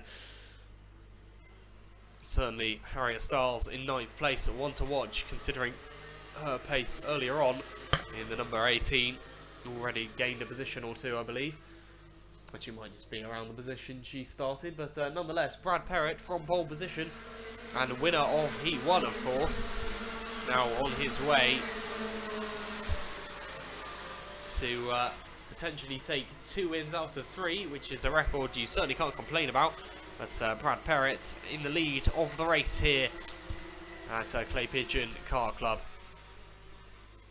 Round number 5. final heat of the day for the Senior Max. With this, of course, will finalise the positions in which the drivers will start for the final later on today.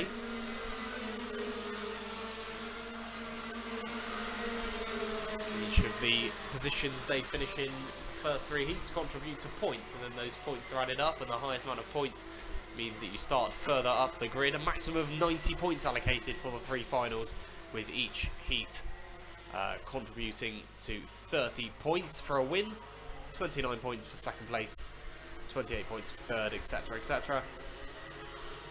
And so thus the grids are born for the finals later on. But it is Brad Perrett at the moment who leads the way in the Senior Max class. Gary Ford is in second, third is Thomas Martin, fourth Alex Kite, fifth Harry Barker, Jasmine Norman is sixth. Not a huge amount of changes early on, which we have seen quite consistently over the day actually, is that the first lap provides quite a lot of switching and changing. Unsurprisingly, it's been that way for a very, very long time, but regardless, in this race, in fact, it doesn't seem like there's much going on in the first couple of laps, which is surprising. Brad Perrett given pole position for this race and is holding on to that lead as well as he can do.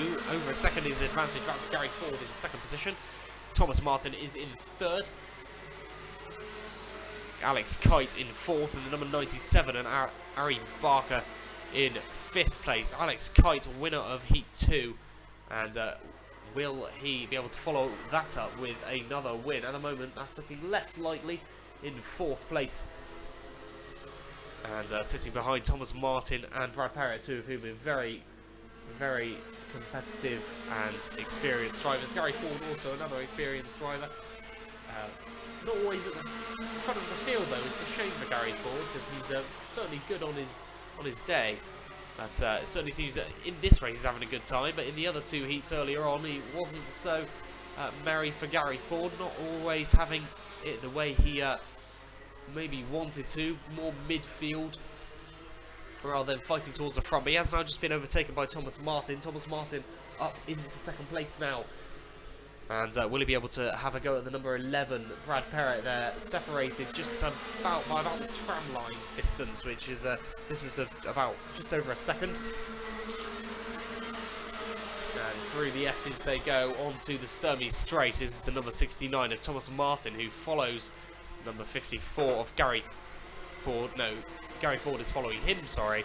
There's a contact warning for the number 25, meanwhile. That's Ryan Hodge.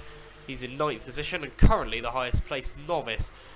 But after that contact warning, he has to be careful now and make sure he doesn't get into any more trouble and experience a black flag.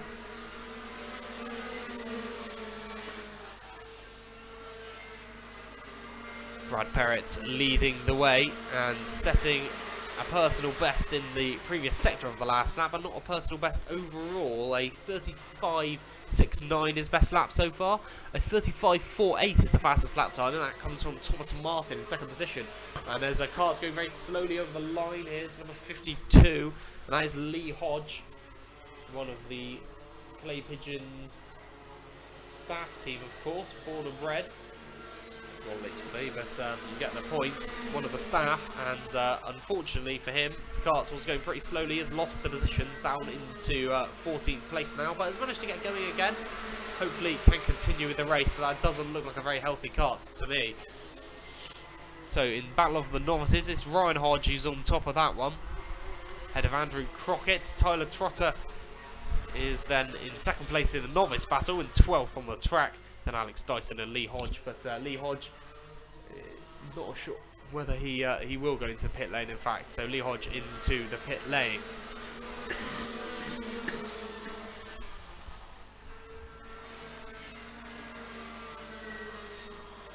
But Thomas Martin is in second place at number 69, ahead of Gary Ford, who's ahead of Alex Kite. Harry Barker is in 5th place at number 14. Harriet Stiles is in 6th. Having gained a few positions, started in 9th, so has gained a few positions, 3 positions over the course of the race so far, but Patty Stiles maybe not so far up in the order as she maybe would like. Benjamin Gilbert in 7th position, Jasmine Norman in 8th after a really good start in Heat 2, but a disappointing finish for the number 26. Ryan Hodge is in 9th, 10th, Amelia Vincent. Ryan Hodge getting past Vincent on that previous lap. But Brad Parrott does still lead the way from Thomas Martin at the moment. There's only 1 minute and 40 seconds to go, so not a huge amount of time, but certainly enough time that Thomas Martin is catching up with the race leader. Could be in for an interesting finale. And Gary Ford is also having to fend off Alex Kite, so the top 4 split into 2 pairs.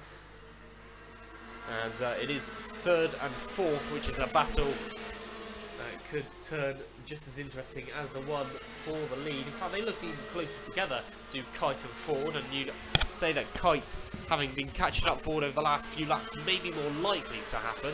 Thomas Martin, even though he has been reeling in Brad Parrott, we know Brad Parrott, a very, very good driver at squeezing out those results.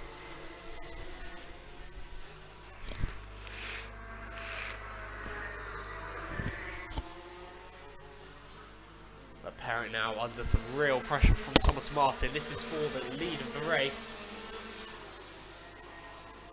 And Brad Parrott under some real pressure. Thomas Martin almost looking like he was going to have a go up the inside there, but not quite.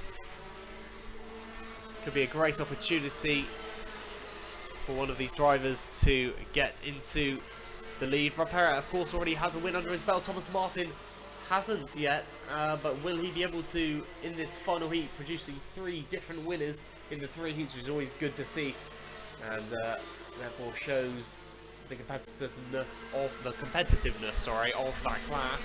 But there we go, each of the top 4 drivers, each of them with their different assigned tasks. Brad Parrott is to hold on to the lead for the rest of the time, which isn't going to be very much time at all. There's there's not much time at all remaining. 0 seconds left on the clock, meaning the last lap board will come out at the end of this lap, and that'll be very interesting indeed to see how the last lap has any impact on things, especially the result, which is of course the majority of what the kart racing is truly about. Gary Ford ahead of Alex Kite, but they were so close together on that last lap. They set identical lap times, both of them putting in identical lap times of 35.87, so nothing separate between them. And in this last lap now is the last opportunity for anything to happen. Thomas Martin right on the back of Brad Parrott. Parrott is trying to hold on to the lead just over the last couple of corners here. Looks like both Parrott and Ford have managed to defend well enough to take their individual positions. It does mean that Parrott takes the win. Gary Ford does take 3rd. Thomas Martin sandwiched in between them. Alex Kite does take 4th after just not quite being able to pass number 54. Harry Barker takes 5th. 6th, Harriet Stiles. 7th, Benjamin Gilbert. 8th, Ryan Hodge. Jasmine Norman comes across the line in 9th ahead of 10th placed Andrew Crockett. Tyler Trotter takes 11th. And Amelia Vincent will take 12th, with 13th placed novice Alex Dyson, the final finisher, with the non-finish of Lee Hodge earlier on, will take the points for 14th position. But Brad Parrott takes the win ahead of Thomas Martin. Best lap time does go to Thomas Martin, though, the number 69, as we move on to our final heat of the day. Race number 21 is the Junior Max. 20 to 3 is the time. And looks like the Junior Max will be up as soon as possible for race number 21. Let's hope it's a good one.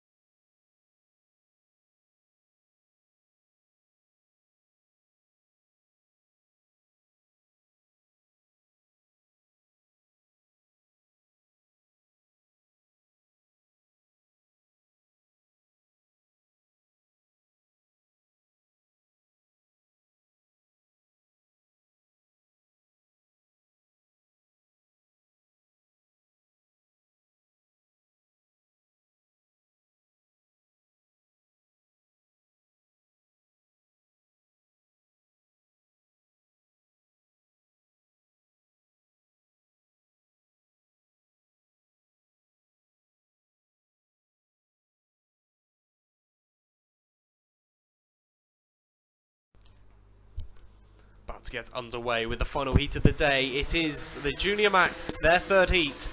Bradley Shepherd versus Harry Wilson Brown and Angus Fry on the front few positions, of course.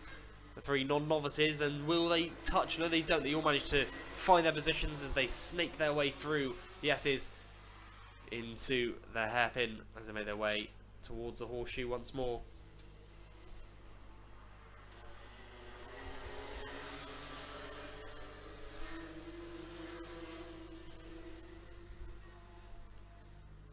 Into the top bend they go. It is the number 53 of Bradley Shepherd who takes the lead. It was Harry Wilson Brown at this stage usually leading from what we've seen, and then Angus Fry trying to take that position throughout the race from second place. But in this time it looks like we have a slightly different scenario, switched around a bit. Bradley Shepherd now in the lead, and as well, see how long he can hang on to that, whether it will be till the end or not. Because we know that Fry and Wilson Brown, well, the three of those karts really, the current top three, any of those could potentially take the win. All three of them great drivers as they make their way down towards the start-finish line once more.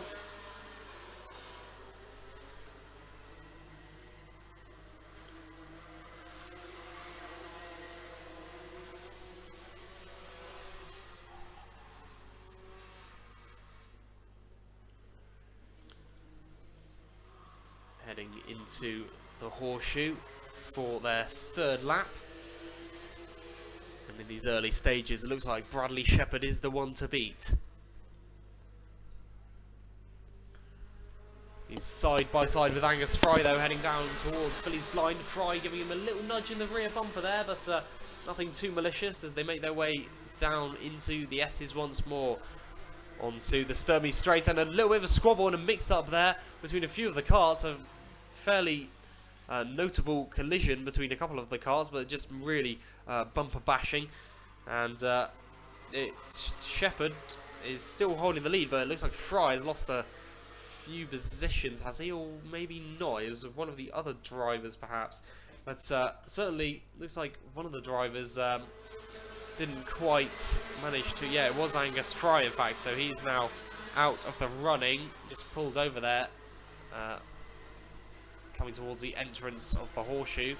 Pulling his kart out of the danger zone. But I wasn't quite sure what happened, was it? He's come out of the S's. One of the karts seemed to bump another. Almost had a sort of half spin for knocking into another kart. Nothing too drastic, but nonetheless, that puts Angus Fry out of the running and means that there are now 5 karts left to battle. And Bradley Shepherd now in the lead and has a fair gap back to Harry Wilson Brown over the line. It's 1.12 of a second. But the gap between them decreased on the last lap by just 1/100th of a second. So nonetheless, Bradley Shepherd, he does still hold the lead ahead of Wilson Brown. But that lead ever so slightly decreasing on that last lap, whether it will keep doing so. It looks like on this lap, although without any time basis, it does look like Harry Wilson Brown has actually been catching up. He's, in fact, no, looking at the lap times, he is definitely catching up by a fair margin. He'll be catching up by over 3/10, I'd imagine, going over the line. Does indeed catch up by 0.4 of a second, so he's on his way to catching up the race leader. Bradley Shepherd not holding the pace so far. The fastest lap, in fact, does go to Harry Wilson Brown on that previous lap, 36.18. The next fastest lap time of 36.19, and that's set by Bradley Watts, the novice, who's in third place. So the lead for Bradley Shepherd and the therefore victory which he'd want to pursue is looking perhaps not as likely, with his lead being slightly decreased. Although on that last lap he did actually open up the gap. Harry Wilson Brown was not able to catch up so much, and the gap between them now 0.8 of a second, which is certainly far more than it is that there's a passing opportunity for Harry Wilson Brown.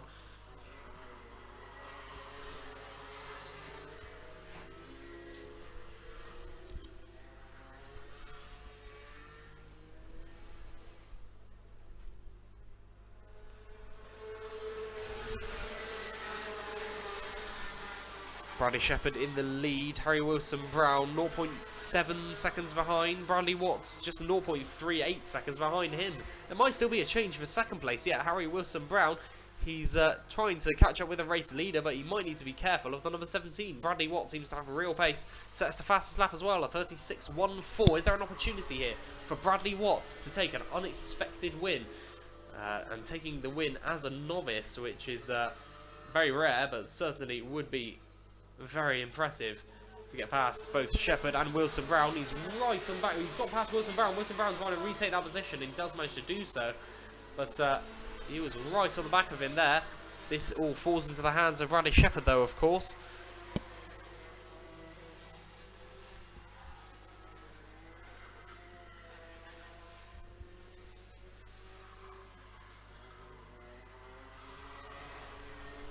To squabbling behind Shepherd just opens up that lead for the race leader, and he'll be hoping for more of a tussle between the two, which will open up the current race leader's advantage.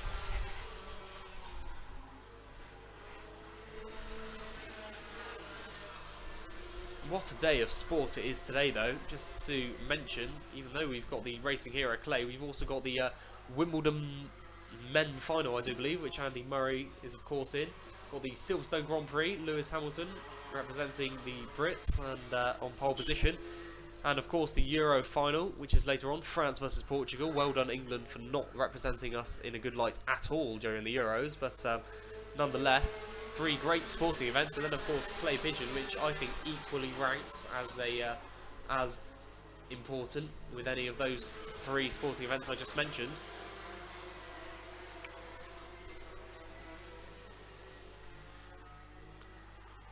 Angus Fry there, putting his kart on top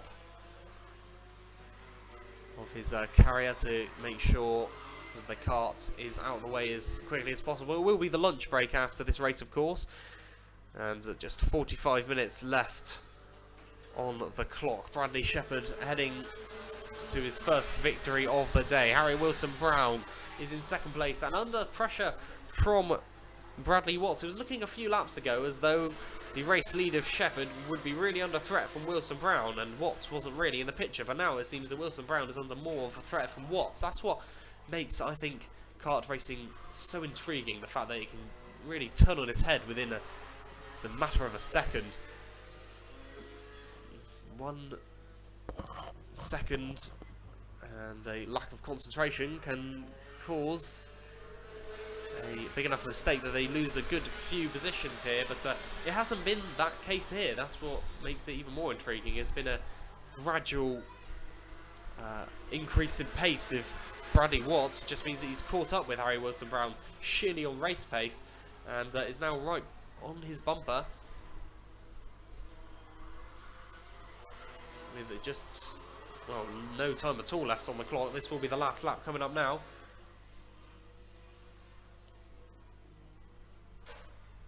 Bradley Shepherd will come across the line and see the last lap board. No, he's not got long left to go, sorry, I should say. He's just half a mile, 0.815 a kilometre is the length of the circuit, and that's how far he's got to navigate to head his way towards the checkered flag once again. Number 27 of Harry Wilson-Brown in second, and that is looking more certain now that he will take that second. Bradley Watts not quite able to keep up the pressure for all that amount of time, but it will be a victory here for Bradley Watts. Bradley Shepherd, sorry. Bradley Watts will come across the line in third, behind Harry Wilson-Brown, who takes yet another second position, as he did in the previous heat. Fraser Danoon takes fourth. Michael Goodburn in fifth place. I think he went into the pits, actually. No, he's actually just stopping over there. He seemed to have slowed down. A bit of an incident there on the last lap for him, but nonetheless, he'll come across the line to conclude the race and to conclude the heats for today. We'll be back for the finals later on, and that will start with the Honda Cadet final, race number 22. It will be a great one, and I can't wait for it.